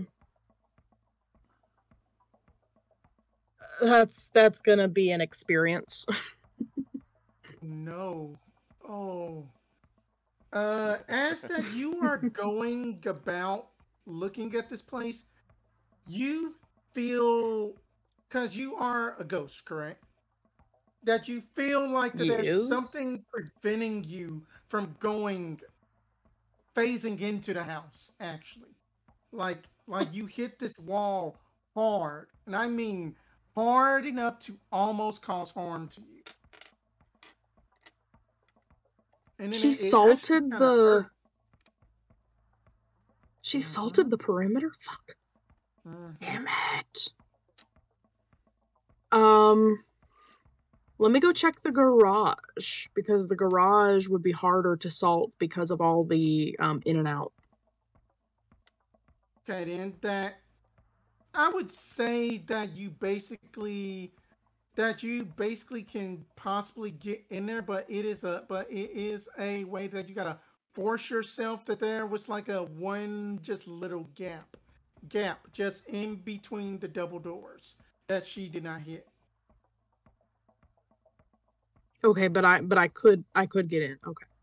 Yes. And then inside of this All right. garage, that you just see that you just see just like all this kind of just like posters about like about like that, Sasquatch, like X-Files, how much stuff they got real versus it is not real. Then that there is even basically like that there is just like weird like experiment going on with just like that this piranha is basically terrorizing that this kitty cat for some odd reason. And then Like, that this is there an actual piranha and an actual cat, or a poster? yes, yes, that this is an actual thing going on. What the ever living?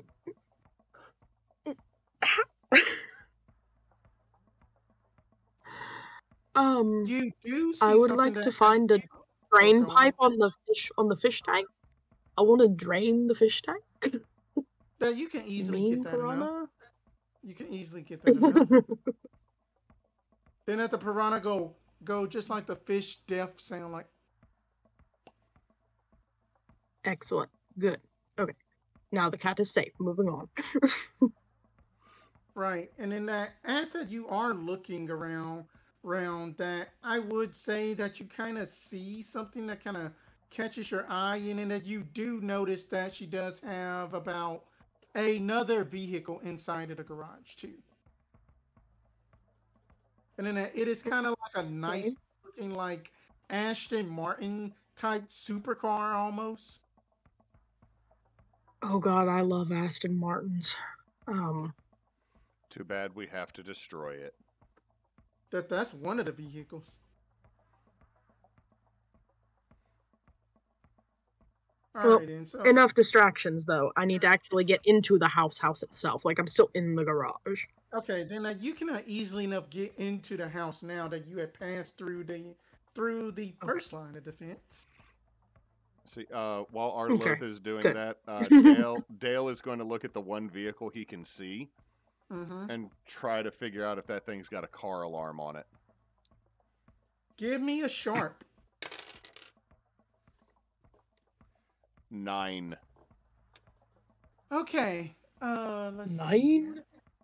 Let's see here. That I would say with that I would say that you believe so, but you are not 100% certain or not.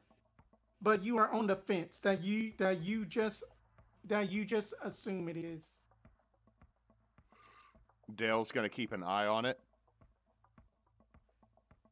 And he is going to then look. Is the driveway paved? Paved. Yeah, it's paved. Okay, are there a bunch of neighbors nearby? Or is this house off on its own? That there is a like one house that is kind of like off to the side, and then that there is another one, but both of those houses appear to be kind of like like basically that they got like the bush fence, so that way then that they are like not really paying attention that much. I would say about 60 yards away from just Dr. Fam's property. Okay. Crap, everything I can do is going to be so daggum noisy. Give me a second to think. I guess go back to Arteloth and the spook Alrighty action. then. So while you are up in this house, that you are starting to just like float around and then see that like that on at the table, then you see that this one machine that is basically bubbling up water, and then it just goes from like red to green, and then that there is also like that some old like that there is like a old just box that is like up in like an open broom closet that says DBD on it.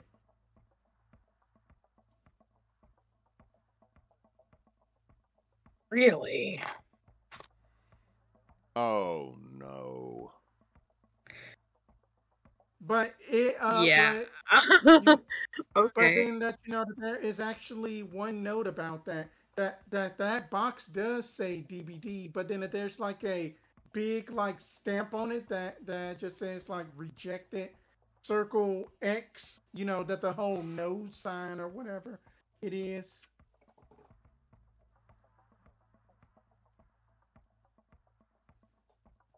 So it's like a shoebox, like on a shelf or something?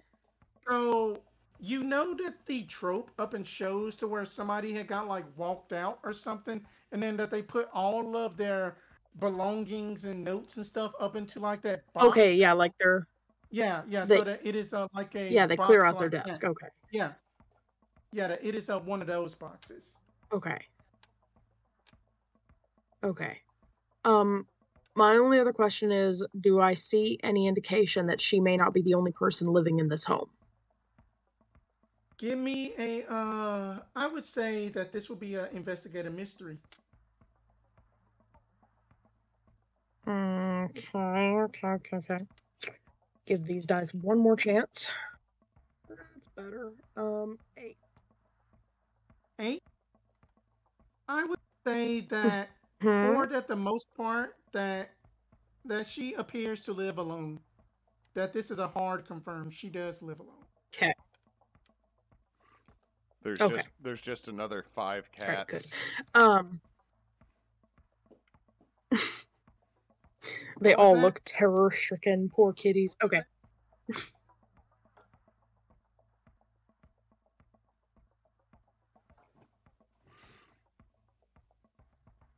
And so, what are you doing, Arteloth, before we go back to Dale? Alright. I still have my trench coat. I want to. I don't want to do anything like major. I just want to like do a small glamour or something on like myself to make it look like I crawled out of a river. Like I want to look wet and grody and Oh, that you can do spook. that easily. Okay. Okay, good. Okay, good.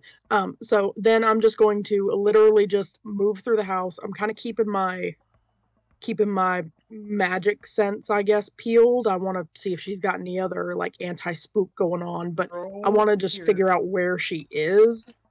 Roll weird. Yay, the one that I have +3 on. I am back. And Sorry. damn, I needed it. That's an 8. Oh, I would say that I would say that you have avoided the kitchen, the that the dining room, but as that you are going up the stairs that you do not recognize that that the much stronger ward she has placed at her bedroom door. But you also get that the sense that you are also being, tracked too with tracking ward.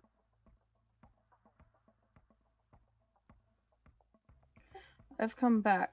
What's the story? What are we doing? We left you at Arteloth's house, and we're gonna We go hunt, and we're haunting the we professor. we went to go spook Does Red know this is what you're doing? Yes. No, Ren is not there. Nope, Ren was somewhere else. How did you get there? I have a Vespa. Vespa?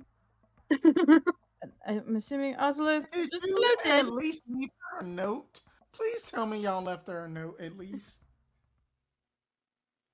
Because is Dale in the house? Or just Why would we? Dale left a note. Dale's that said, outside. Dale left a note at Arteloth's house. We went to go haunting. I was tempted to just call him because he never turns his ringer off. So what is Dale doing at this point? Dale is gonna find a long stick. Okay. And poke the gas cap to the car. Huh? He's gonna poke because he's gonna flip open the gas cap to the car to see if he sets off the alarm by just opening up the gas can, and he also doesn't want to leave fingerprints. That no alarm goes off while you do this. Dale is then going to tuck his hand in his sleeve and undo the gas cap. Okay. and then he is going to proceed to pour creamer and sugar that he still has in his pockets from Starbucks into the gas tank. Okay. By that, I mean, I think he's actually just sticking the whole paper packets down into it. Okay. That's all for Oh, that's it's all fine probably and good you dandy. left Ren behind. Also, you can do magic, you twat! Dale is trying to just disable vehicles to prevent the professor from getting there, which might prevent kids from getting Okay. there. So yeah, that's what Okay, Dale's. then. So That's what Dale's doing. Ren walks up and yanked out the battery. As that you are doing this, Dale, that the other house to your left, nothing happens. But then at the house to your right, it's like, who there? I don't hear anything. What's that? And Dale is going to hide. Roll or act under pressure. That is a 11. Okay, you set out what you got to do. Whee! Six and a 3 and a 2. Okay. I think Dale is going to run and hide. And what he noticed as he tucks back around the house that the garage has an open side door. It doesn't have an open side door. Oh wait, Arteloth just ghosted through, so Dale's just gonna tuck behind the bushes. All right, and then it's just some old man coming out with just that, like that. He's got a shotgun. Like, what? Who in the world is on the fam property? God damn. And then that and then that you just hear just basically like an old lady like, "Oh, Harold, it's just a raccoon. Come back to sleep, yo, coot. And besides, you gotta come back and just massage me." Like, all right then, Beatrice. Dale in the bush has a horrified face, just like, I have literally fought monsters, and that's the worst, most terrible thing I've ever heard. It's in my head. I can't get it out.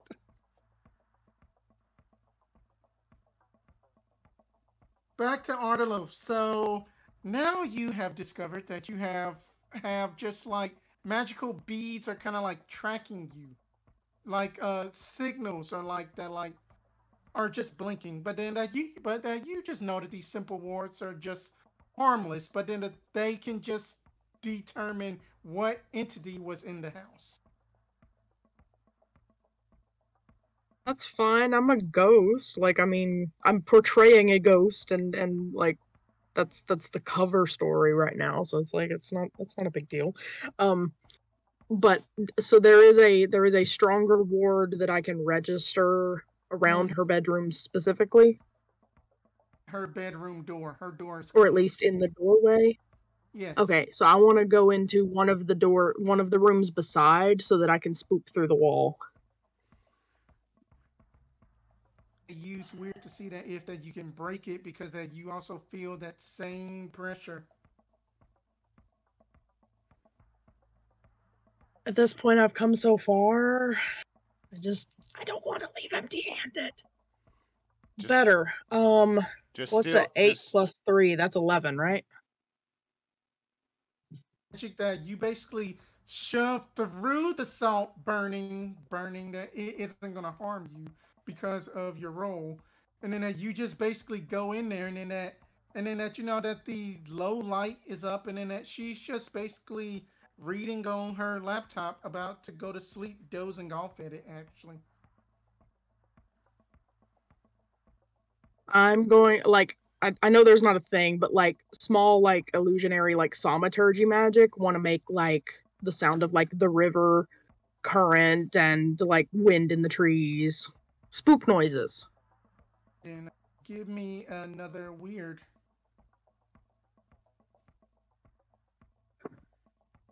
Whee! This dice is working out good. 11. Okay then. So then that she just starts just like going like, wait, what was that? River? Wind? Who's that? I know a ghost is here, because that my alarms went off. Floating forward. Like, not on the ground. Like, feet floating forward. Got my head down, like my hair's all in front of my face. Whole thing. Okay, I dig it. Oh, what do you Not want? saying anything yet, though. Oh, what do you want? That did you lost and find your way home? How the hell did you get past my own salt defenses? Is that the best that the DBD that I had stole from provided? Whatever. Huh. I'm still not gonna say anything. I'm gonna slowly do the whole really creepy, like raise my arm straight, finger pointing at her, just still head down, hair in front, like the condemning point. Oh, it's the hard way, don't you? And then as she pulls out a rifle with fire salt rounds burning, and then as she's just like, "Stay back now. I will shoot you." Now I'm give gonna me- raise my head a little bit and like just start staring at her through my hair. So that you are trying to manipulate someone? Is that what I'm getting? Yes. Yes. Alrighty then. Let's see. Let's see how this goes. I took the unnatural appeal, roll weird instead of charm when I go to manipulate someone. Nice.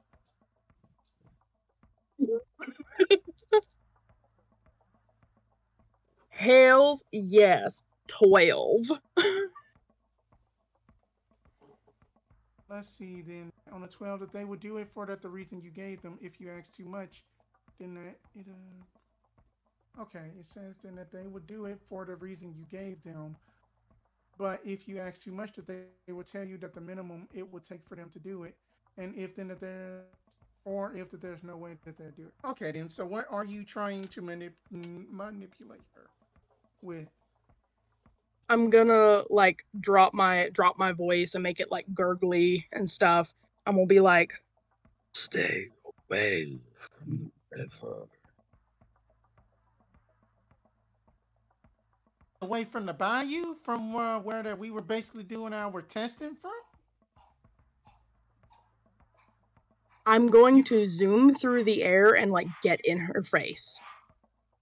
That she is kind of sort of spooked, but then she's just like, even though that Mary Jail Talon said that it was safe, but I just won't get in the water. How does that sound?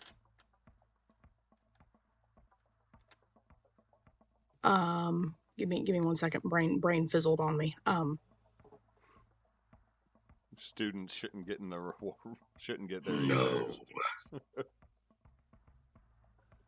Innocence. The innocence has already been sacrificed, and then it seemed like that, and then it just seemed like then that you might also want to be part of that body count, Mr. Ghost. Then she just like spins the revolver, getting ready to. Did she just say the innocents have already been sacrificed? She said that. Did she really say that? Yeah, she really just said that.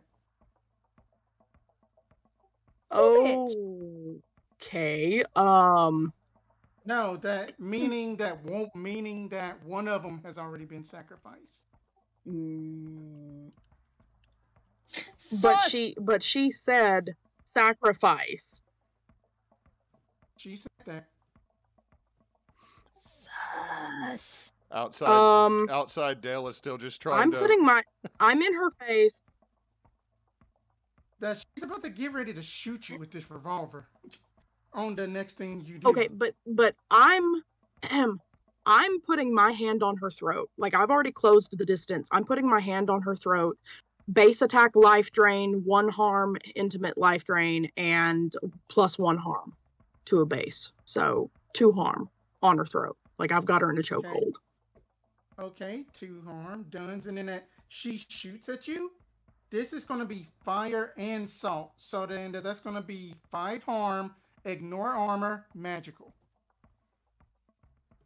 Got any resistances? And I take the +1 from the salt. I've got the vulnerability to it, so I have to take it.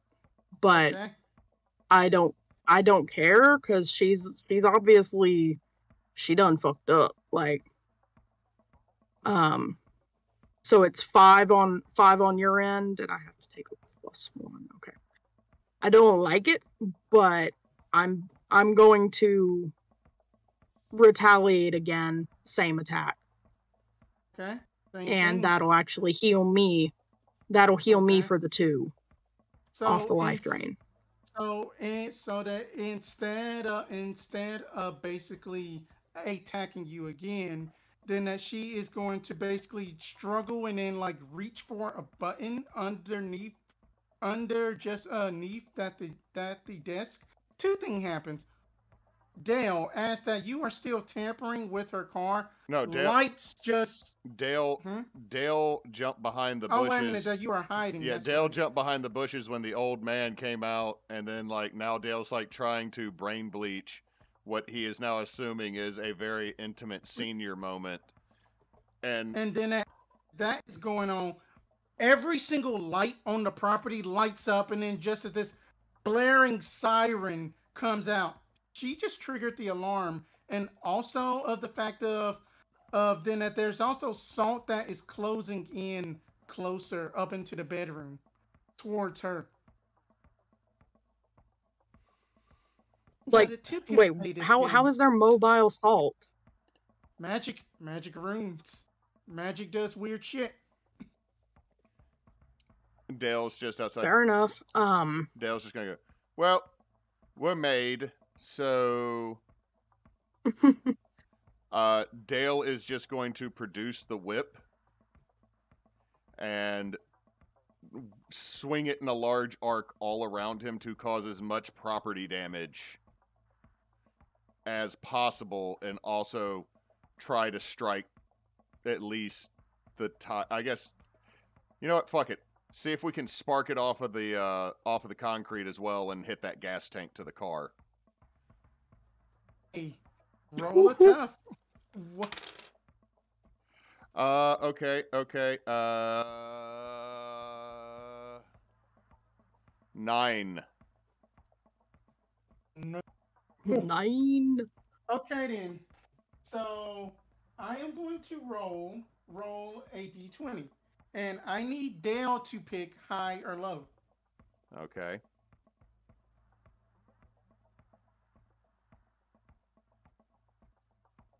I'm gonna say low. Oh, you chose poorly, sir. So, as that you spike your whip on the concrete, sparks ignite into the gas tank.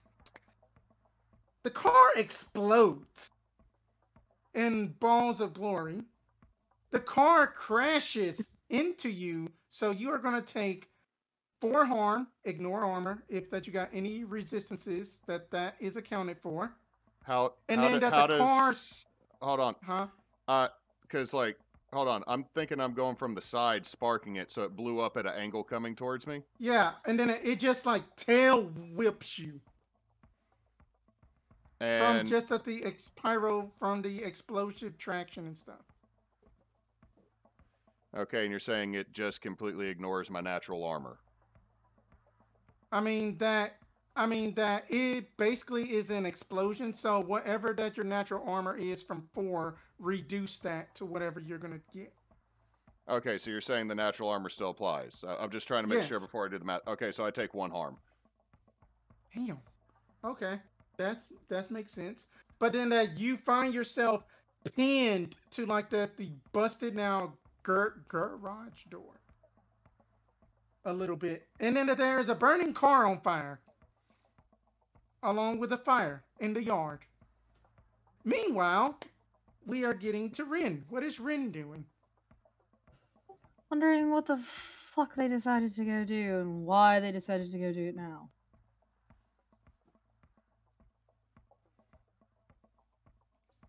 What was I doing when they snuck out? Pooping. You were busy reading the chaos file. muffin. that you were busy up into the file so deep you didn't even notice that they were already gone. I wait a while and then I come back. I will say that we did leave the book that we were reading up on the squidodile. We did leave that open for her to have found. A squidodile? What in the world is this?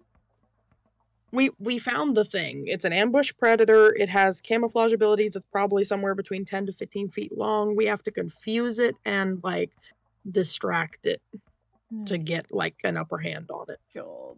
Oh, great.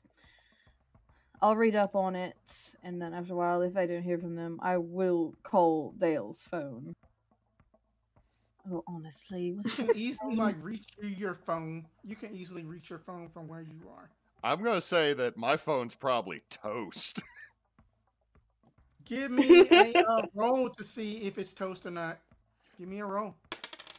That's a 1. On Your a phone is you can mark the experience that phone got destroyed. That it just goes Voicemail. straight to no signal. It just goes straight to just his voicemail. Honestly, Dale, the one time you turn off your phone. The one time. Back to Arteloth situation. Can I tell? Am I actually doing her any? Like, am I getting through any to like actually leave a mark at all on her? Or is she like tougher than she appears? She is tougher than she appears, but she is still getting hurt. So it's about a mixish that she is still getting hurt, but she isn't gonna go down with just out like leaving marks behind. Okay, I want to, while I've still got a hold of her throat, I want to, kind of like float toward like the middle of her room, like have her dangling from my fist. And Yeah. I want to, I need to do some magic, but give me a minute to read what I'm trying to do here. Okay.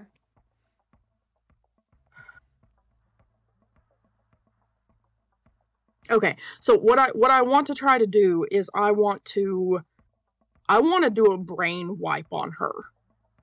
Like, I want to erase whatever, like, agenda she's had. I want to wipe her memory so that she can't do whatever it was she was gonna do, but I also can't stay here to kill her because she's activated stuff that I need to get out of the way, but I need to, I want to wipe her brain. Okay, then that's falls under magic. Roll it. Alright. Don't fail me, babies. You've been doing so good. Yes! 11. All right. What part exactly are you wiping? Regardless. I want to wipe whatever, like, she said sacrifice, so, like, I know that she's doing bad shit. I want to wipe that entire, like, agenda, whatever she's got to do with the DBD, I want to wipe. I just want to wipe everything that has to do with paranormal. Okay, so that you are wiping everything that only includes paranormal. Okay. So then that her eyes glaze over, and then that she just, slumps down, and then that she's just like, that she kind of like looks up at you and just like, she just screams and kind of edges closer to the bed. Like, stay back! What is this? And at that, I'm literally just going to, I'm basically going to fly out of the nearest wall, get outside of the building, and scoot. Could I have heard whatever was going on outside with the you heard car that. and all that? You heard that. All right, yeah. I'm getting out of the house no matter how much it hurts me, and going to find Dale. All right. All right, and you see Dale is like pinned between a now blown up Fiesta into like a busted garage door as sirens are coming. Man, Can be heard off in the distance. Flying down. Damn, the flying cops down to like pull respond him up so and much out. faster.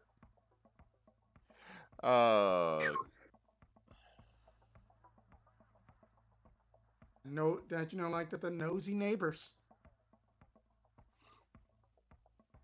I want to fly down and like lift him out from behind the car. Alrighty then, give me a tough roll.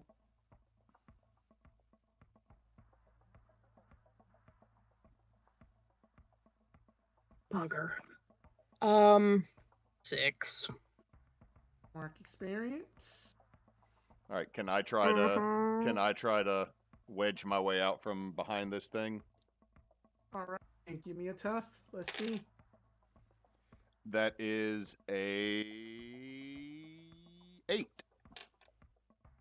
Oh, There we go. Let's see here. That I am going to treat this as if I act under pressure roll. Let's see. That I would say that you can. Do you want a worse outcome, hard choice, or else a price to pay?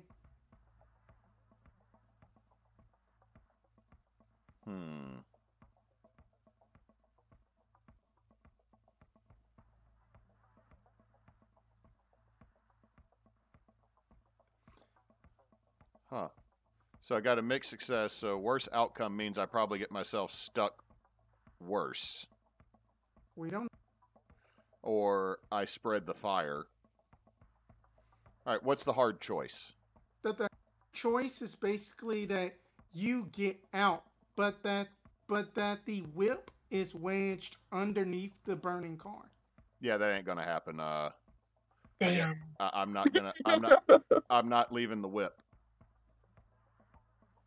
That the price to pay revolves maybe being spotted by the neighbors that are now coming over to see the commotion. That they haven't made it over just yet. All right, we'll do that one then. Our Dale is not giving up that whip. He's not gonna leave it behind. All right. So then you basically just with human strength, just superhuman strength, lift up, get the whip, and then that the car just come down, and then you just see just like that the old man hero has just got the shotgun pointed at you, like, all right, Sonny, what the fuck did you do to Miss Fam? Arteloth? Arteloth? It's 2 of you sons of bitches? Arteloth.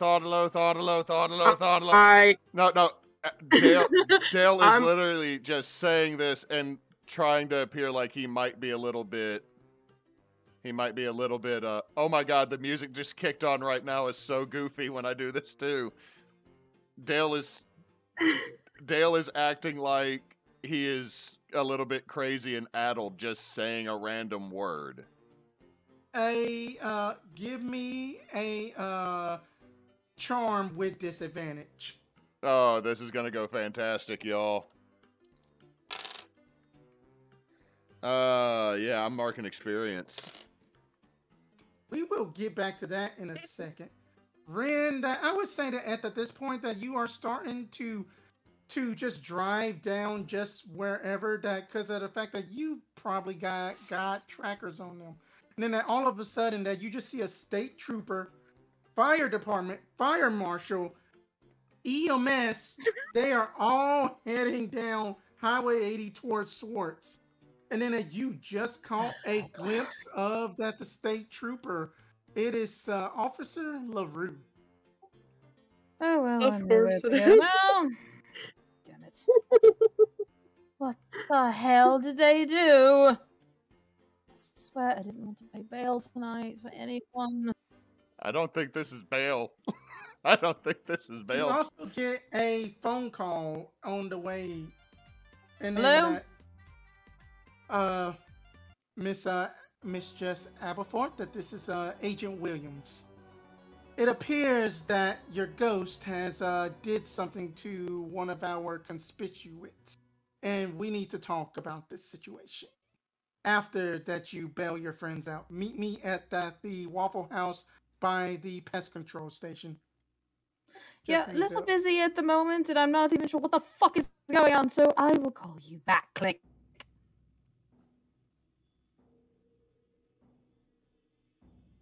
Driving And there, I continue to drive. and then you get there, and then you just see just like this chaos. And back to you, Dale. That Harold is just like, oh, that you are not pleading that damn insanity plea. Your ass going to jail. Get on the ground. All right. He's holding a shotgun at you. I'm going to act under pressure to use the whip to snatch the shotgun out of his hand and pull it back to myself. So I now go ahead. Roll this cool. So let me see if I can pull off a Simon Belmont. Fuck yes, that is a 12. Okay, then you just use the whip it back out up in the air, and then you're like, what the fuck?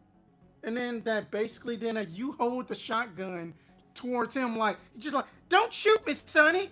That guy like deer shot in it. That buckshot.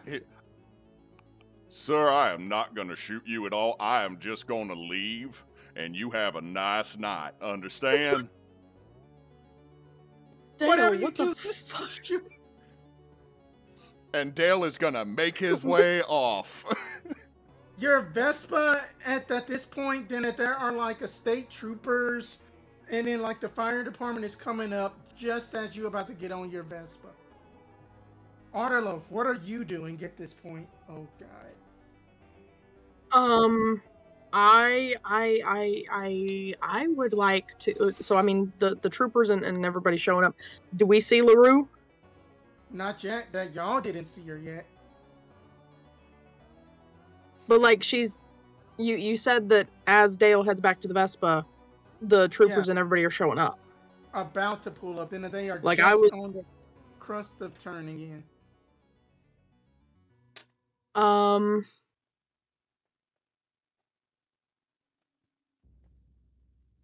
Okay, while Dale was terrifying Harold, I would like to have zoomed over to the Vespa. I want to try to... Are we gonna get a magic flying Vespa so we can Harry Potter our way out of this shit? No, Arteloth was gonna do something a little more bureaucratic. I wanted to, change the license plate with magic. Hey. Alright, then let's see what this can lead to. It's just weird, right? Yes, this is weird. Alright. It's alright, it's a 9. Ooh, okay then. I would say you can do it. I say that you do it, but as soon as you... what do I want to do? That you are able to change the license plate, but it is glowing. Like, bright glowing, like basically a spotlight on the back of this Vespa. Grabbing dirt and like off the ground and just kind of smudging it over the license plate. As you try to smudge it, it kind of like dampers it, but it's still glowing. It is like unearthly glowing bright. Ripping it off and tossing it away. As this is going on, Dale is going to do something that he very rarely does. Okay. Dale is going to do some magic so that once he sits on the Vespa, he and the Vespa are invisible. Go ahead. Okay. I got a -1 to that, so that is a 10. Okay, the Vespa is invisible. And hops on. And then that state trooper, LaRue, comes out just like, well, I be damned, sons of bitches. What the fuck has happened here? Then at the fire truck. Am I the only one still? Huh? Am I the only one still visible then? Yeah. Are you up in your ghost form? Still? I mean, yeah. Like, I would say then that. Like I'm not floating anymore though. Like I'm on the ground because I was trying to. Then that they are not really much paying attention. Then that it's kind of dark, and then that they can't really see you at the moment. Okay, so Dale's gone invisible. Do I hear like is he driving off invisible now? I would basically say with just that you're weird, you can sense exactly where Dale is. Because of your connection with the whip. Okay, but Dale, are you driving off or are you hanging? I was going to drive off once I knew that you were with me. Like Dale is pleased as punch that he cast a spell and it frickin' worked. Okay. So we see the troopers, the fire trucks. How far behind all of that is Ren? That, and about that, the next turn she would be there. So meaning that she's about like the next 2 minutes away. Okay. All right. Then, so if nobody's paying attention to us, I'm gonna pokeball to the whip again. And like, kind of like, I don't know, like nudge Dale's mind to be like, we're good, let's get out of here kind of thing. Alright, and Dale will scoot off on the Vespa around the police cars and out and back away. Then you're like, did y'all just hear that damn Vespa? I mean, did y'all hear something? What was that? And then that like officer, like that state trooper, like LaRue is just like, oh, just don't worry about it. Just take care of this fire. And then that they just start just putting out the fire and stuff.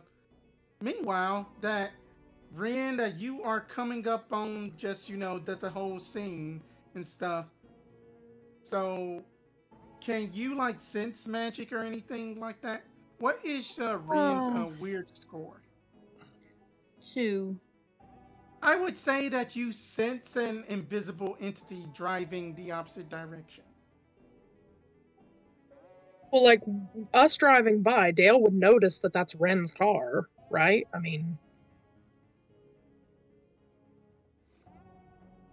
I'll be honest, I think I'd have to do an act under pressure to notice, because I think Dale is like, don't want to go to jail, don't want to go to jail, don't go to jail. Yeah, that's fair. Give me a... That's fair, that's fair.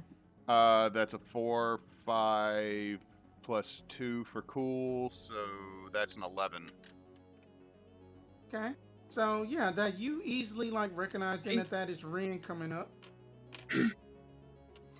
I will say towards the whip, you might want to appear in her car if you can do that. I'm not sure, because we probably should give her a heads up, and I'm pretty sure the very hot thing that's burning my leg right now is what's left of my cell phone. You know what I just realized? When I rolled at the beginning of the game, I only rolled 1d6. Oh, well. My other roll, I only rolled 1. What the hell's wrong with me? It's already been about 2 You okay, hours. Ren? Yeah, sorry. You okay? Sorry, Sorry. But hey, that you got free experience. But I'm traumatized rolling dice because of Hewitt. She got her character got dusted. You dusted my character. Let's not mince words. Her character got hit with a disintegration beam from a lich and died. oh my god. When I had 40 God. HP, and it was... Oh, no, you want to know what's real good? Hewitt didn't do the spell right either. Yeah, I keep forgetting that disintegrations, because it's a hit or miss on a dex save. I just remember hit or miss, so I just rolled and thought I hit her AC. But then Which was 13 because I'm a sorcerer, but I should have been able to make a dex save. Yes, and then you made a dex save, and we would have retconned Peter, it. but I could have passed it earlier. We don't know. Yeah. Okay. So basically, I would say you don't have to roll any type of weird. I would say that Arteloth gets to appear up in Ren's car. Oh, Yeah. We need to leave. on. What's Too much shit. Let's leave now. Where's Dale? On the Vespa, invisible. Time to go. Where? Home. Just pass by. I do, Yui. What? I'm going to explain to her on the way back. Like, I'm going to explain that we basically were just gonna go try to scare this chick and like prevent her from showing up at the river. But then, while I was trying to spook her, she implied that she was involved with sacrificing something to whatever's in the river, and so I Sacrifice. pulled some shit and wiped her So brain of you everything. set her house on fire? I don't know what happened to set the house on fire. That was not me. Oh, so Dale set the house on fire.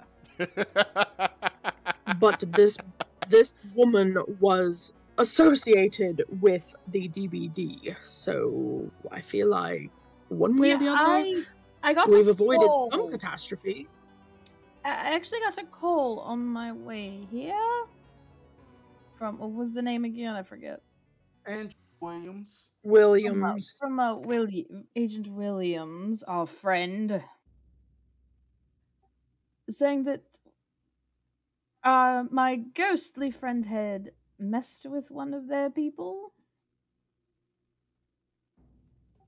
She shouldn't be trying to sacrifice people to a river monster, should she? No, I agree, Arteloth. I'm still a bit unclear of exactly what is going on.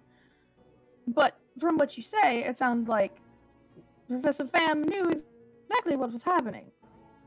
Either in retrospect or at the moment. And if it's in retrospect, we probably should have known that bit of information. If it was at the time, then obviously there's some extra shady shit going on. But Wiliams did want us to meet her at the Waffle House in the Pest Control Company, but I have no way of telling that to Dale, so I suppose we should just meet all back up at your place and then get him uninvisibled and into the car. Well, I didn't invisible him, so he's probably going to have to uninvisible himself. Yes, I'm still not sure if he's able to do that. I'm sure he's probably still shocked he did it himself. Also, are we really going to meet up with this woman from the Department of Black Dawn again when we already still have issues to deal with? I'm debating it. How did she have my number? I need to change it again. They're part of the government. They have everyone's numbers. Did you try calling Dale? How did you know how to find us? Did you just follow the I calls? did try. It went right to his voicemail. Assume for the one time in his life he actually turned off his phone when he was doing something he felt was important. Usually he doesn't even turn off the ringer. Oh, wait. Did he make his phone explode somehow in the fire? To everything there is a price. I would call him now and tell him to slow down, but let's meet. I'm assuming he knows to go back to your place, so we don't want to just abandon his Vespa.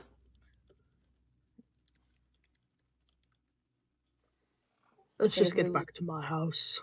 We'll go back to Arteloth's house, and I will hopefully not run into the back of an invisible Dale at any point. Would make you roll act under pressure for that, but I'm not gonna be that way. I would say that. Come on! Do you want to do it? No, I don't. You said I could kind of sense there was an invisible something, so I'm gonna go with that. Yeah. Dale will pull his Vespa all the way into Arteloth's garage or carport or carriage house in the back.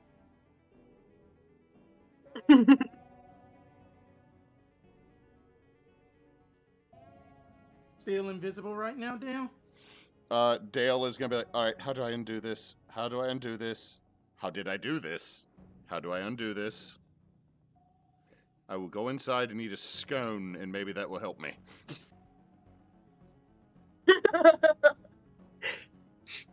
You're the ghost now, Dale. This is how Arteloth feels all the time.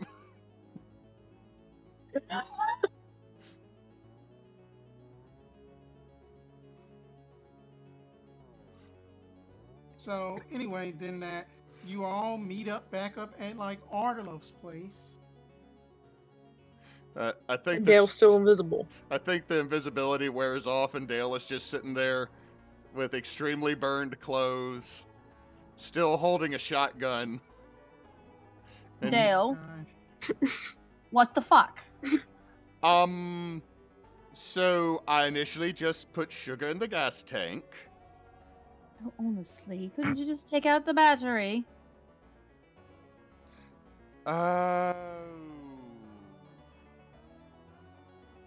Boy.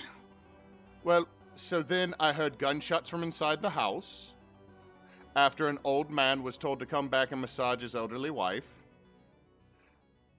And so I was like, well, we're made. So I just tried to do as much property damage as I could because of pettiness, and I was also trying to punch a hole in the gas tank so it all leak, and I caught it on the stone, and it sparked, and I blew up the car.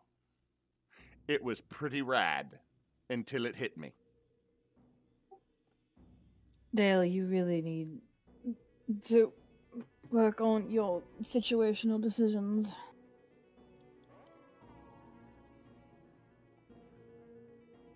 Okay, so I'll catch Dale up on what the bitch in the upstairs bedroom said and did. All the while, every so often, healing myself. Because I'm still sitting at 4. So she said sacrifice the innocent? She did. And did you tell about the about FBI lady or Black Dawn lady? Yes. And she called her a Associate member. So okay. I am now going to make a rather bad assumption, more than likely, based on our previous encounters with this woman. The Department of Black Dawn is sacrificing people. Now, Dale, we don't know that yet. I was telling Arteloth it could be that she knew this retroactively, which is not much better because we were not made aware of this. But retroactively would mean it was information she got from the Black Dawn. If it's something she knew at the time, then yes, it's likely that she knew it was happening and she sort of deserves to have her brain scrambled. But the point remains that Agent Wiliams wants to meet with us, and I'm not sure whether it's a good idea or not, because I don't know what they have up their sleeve, what they know, what they don't know, how they are involved or not involved. I'm just saying, you said that she called her an agent or a constituent or something connected to them, and she is sacrificing people. So that means... she said that she knew a sacrifice had taken place. She did not admit, from what Arteloth said, she did not admit to making the sacrifice, just that there had been one. It is possible that the Black Dawn is aware that this is what is happening with the creature, not that they caused it to be sacrificed to the creature. However, in our previous dealings with them, they show up late and they only take notes. They did nothing to actually stop the innocents from being harmed. Well, that's this also is part par of for my the point. course. Same song, different verse. Well, also, the lady that was with the hoarfrost was wanting to sacrifice individuals. So... Yes.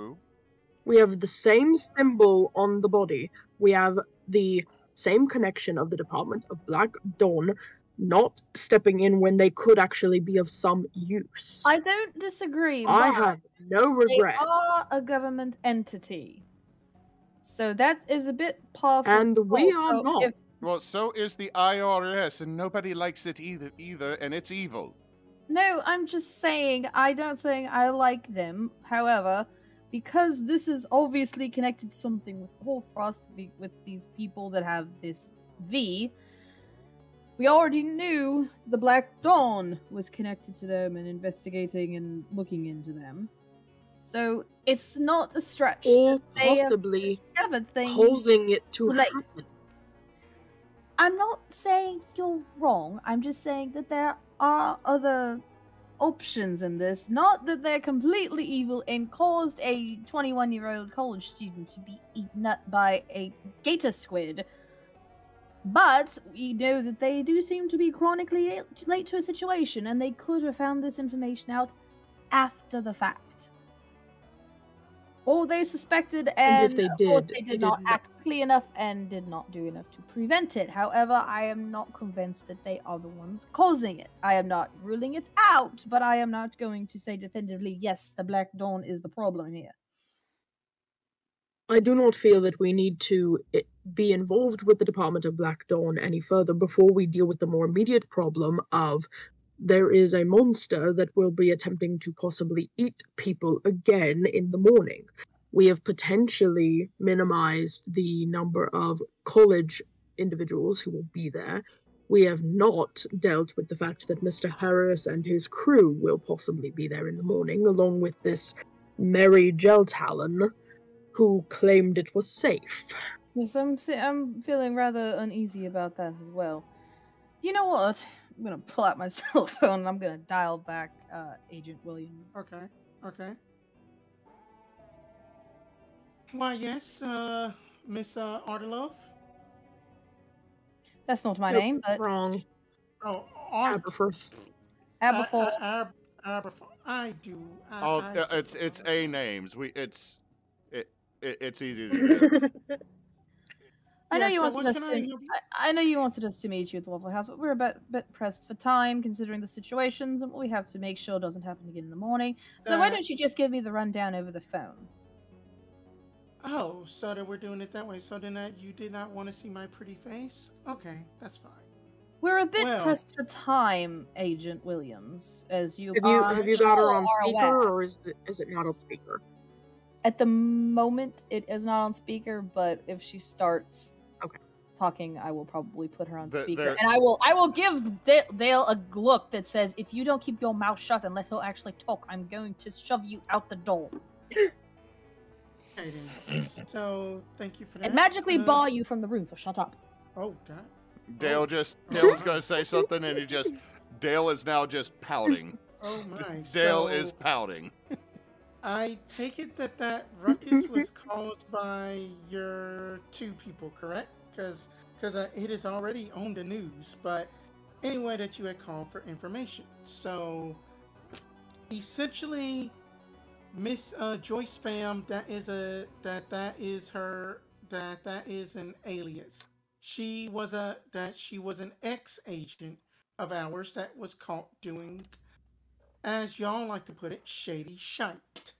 So she had to be let go. For some odd reason, she did not get persecuted or arrested. She just paid the fines and left. What The sort of organization. shady shite was she up to? She was basically a scientist for the DBD. She basically did a lot of unjust ethical experiments on animals, like rookie agents and stuff, that she had tried to turn a rookie agent into like a demonic catacula her.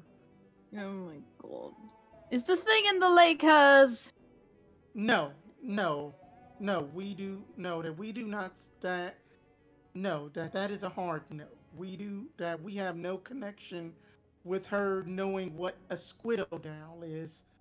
I just thought then that they were all make believe until that they're reading up on this myself, and I'm like, wait, does this sound just like what they would do to the body? Well, in effort for clarity, she did admit to one of my companions that what had happened was a sacrifice of an innocent. So, was she involved in this sacrifice? Was this something she had knowledge of before the fact had happened? We do not know that information, because then that the second that we had saw her face up on KONOE News, we had basically immediately issued out 18 for just her automatic arrest. But we didn't know that she was going to be involved with some type of monster. We didn't know. Look, and then I think that we did come off on that the wrong foot. I was a bit gruff, if you would say, that for the past, that that those 6 weeks ago. Well, we just didn't appreciate what felt like threats. Agent Williams is what it is, and I mean, I have that a investment in Young Dale with my current organization. So any harm coming to him is a bit of a sore spot for them, or any friends. I mean that is true. I mean that then that that agent that we had lost was basically he was a good one. But in order to make this up, I can see what I can do. I can basically pose as basically this quote unquote Dr. Fam's assistant and see what I can do to help out in a sense and actually try to be a little bit more involved with y'all at least as sort of a truce in a sense. Act of goodwill. Yes, I can a act appreciate of good that. faith. Yes. I think that we can appreciate that much. And if you're willing to be helpful within the moment, which is what we really need right now, then yes, that would be appreciated. And then that also that and then that also then that there's something that you also need to that you also may want to check into before that she was able to finish that sentence. A stern knock is at the door. I'm going to take you off speaker, Agent Williams. Oh, okay. One moment. I'm gonna say we're on the second floor, and I'm gonna peek out a window to see who's downstairs. It is the state trooper white SUV with just you can just see a state trooper hat. It's just kind of just like waiting at the door. Oh, I have a feeling I know who that is. Is that the state trooper?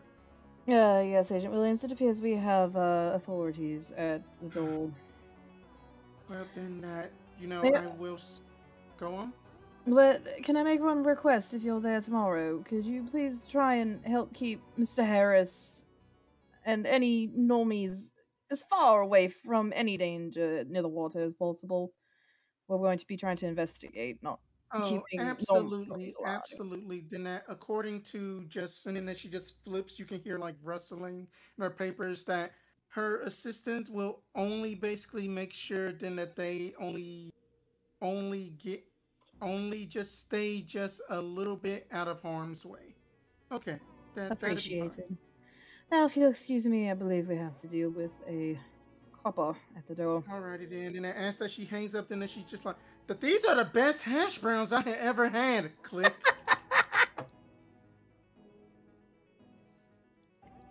So as you open up the door, then you just see just like that the state trooper hat, and then you see that the same like kind of like mixed race woman, just like, oh well, oh that this is Arteloth, that this is Sir Arteloth's residence, is this not? That state trooper LaRue. Oh, how are you doing? Tripolero? Yes, it is Arteloth's home. I was just here visiting. Oh, and then that I was just curious. I was just up in that the neighborhood, and then that she's just holding this dirty license plate that is just glowing, like that this thing is not hot to the touch, but that this could become a handy flashlight. It's an old thing. Yeah, Arteloth, there's someone at the door. I'm gonna come down the stairs. I don't think I've dropped my spook glamours yet. I think I still look like I crawled out of the river. Oh, he does that often? Plumbing problem upstairs. Okay. Off, Dale. I apologized for that. Oh my god, Dale, shut up. So I'm gonna take curiosity- the license plate, Okay. take it back into the put it at the back door so it's out of the way. Okay. So curious thing happened today. Well, tonight rather. Why did she just go fucking proper all of a sudden? But anyway. Then that Joining team bad British accent. Joining team bad British accent. No, you can't be part of the club. so that there was apparently like an assault up against a ULM police officer. An old man said that there was a young college student. He had like he had like whipped out his own gun out of his hand. That there was a But car that is gun. Dale explosion. That's still upstairs? inappropriate. Wait, it was too many things going on. What was that? I said whipped out his gun. That Sorry. sounds inappropriate. I mean that I don't know if it was y'all's or not, but something something something happened, and then I do tend to find out what exactly weird went on. Am I right? Because we don't like paperwork now, do we? There seems to be a lot of weird things that happen around here. Huh. I mean that other than that the stupid Duck Dynasty people, that is about the normal, about weird as it can be. But oh yes, and in that unfortunately I do have to meet up with y'all in the morning. I have already been informed that Terry Harris got his favorite investigators again, prying into my cases. Just be Dale- If it's on the Washita River on the Monroe side, wouldn't that be Monroe PD? Yeah, Dale's gonna come down wearing his dragon kigurumi because his clothes were shredded. No, that this is actually more so for wildlife and fisheries. But I am also overseeing this as well. Dale's just, as he's coming down the stairs, is gonna look at the officer. Officer, do you have a warrant?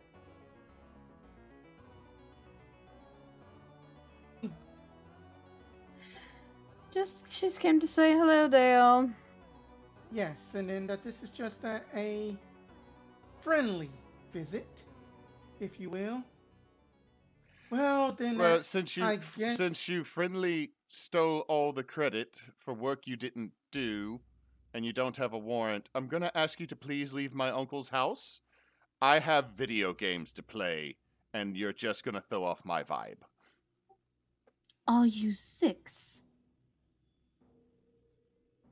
chuckles and just go like, like next time that you need to get that old ratty beat up Vespa a tune up, and then that she just walks out swaggerly, and then that is where we're gonna end for the night. Dale, I know that she's a douchebag, but for God's sake, don't stoop to that level. No, I simply asked if she had a warrant. If she doesn't have a warrant, we don't talk to cops. Fuck the police. Oh my God, go to bed, Dale. Okay then. I So... don't- Shouts from the back of the library. Is the fishwife gone? Yes. Also, Okay, I then, don't so- want to. So basically, after that we have this, so that we had decided after like extra life that it's basically that the yes only goes to the question, not for multiple yeses to make y'all super powerful. Yeah, So we are gonna do the end of session questions. I remember correctly this time. So did we conclude the current mystery? No. No. Did we save someone from certain death or worse? No. But no. Oh. Did we learn something new and important about the world? Squidodile. DBD might be okay. Olive Garden? Anything about Olive Garden for just the lulz? I think that falls under. They hire thirsty busboys.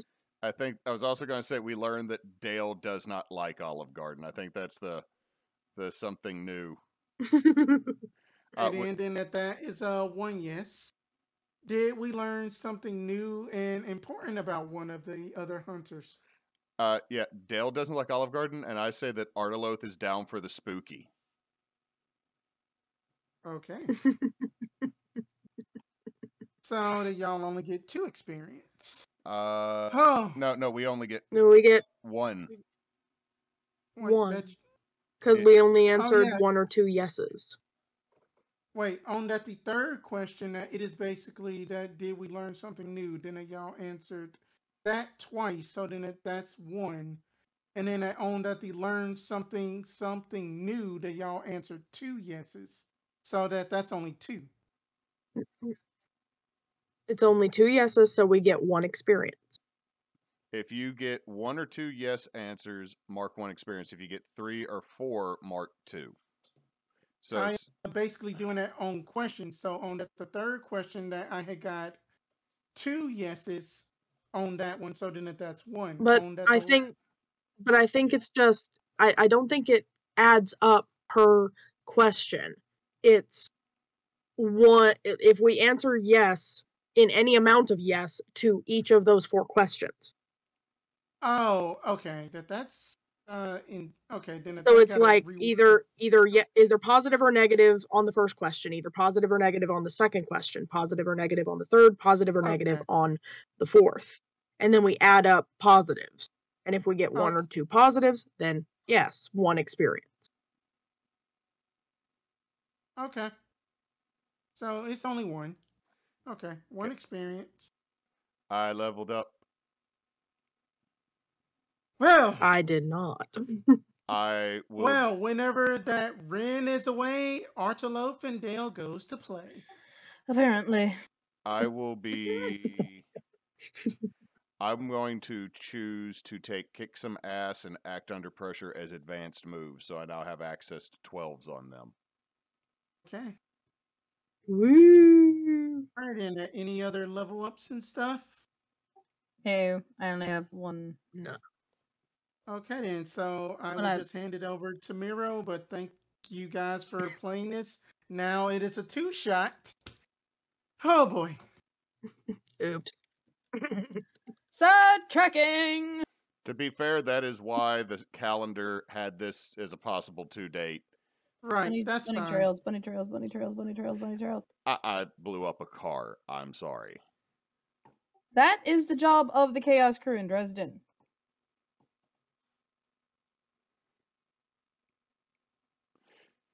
Anyway. Just yeah. Go into it.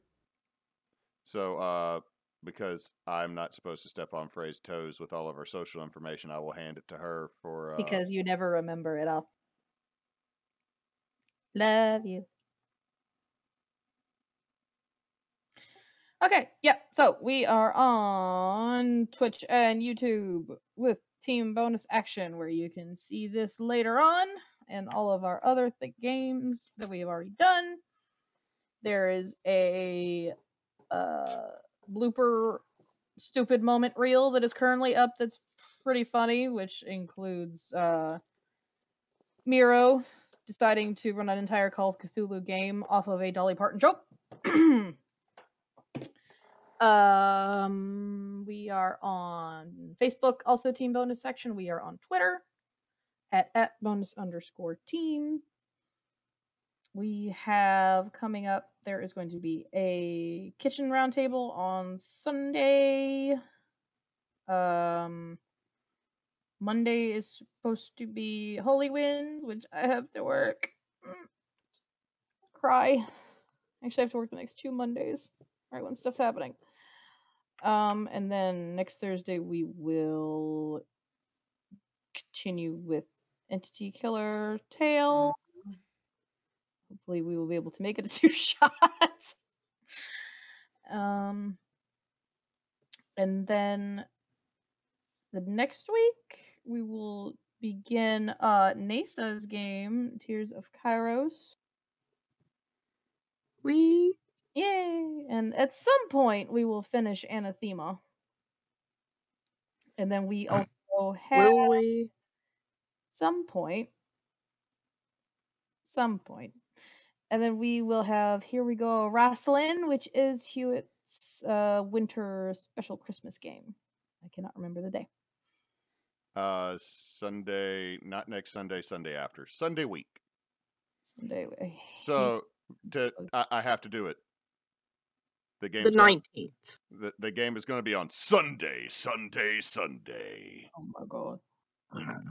A group of intrepid adventurers are going to take on the super heavyweight champion of the world, Santa Claus. What? Beautiful.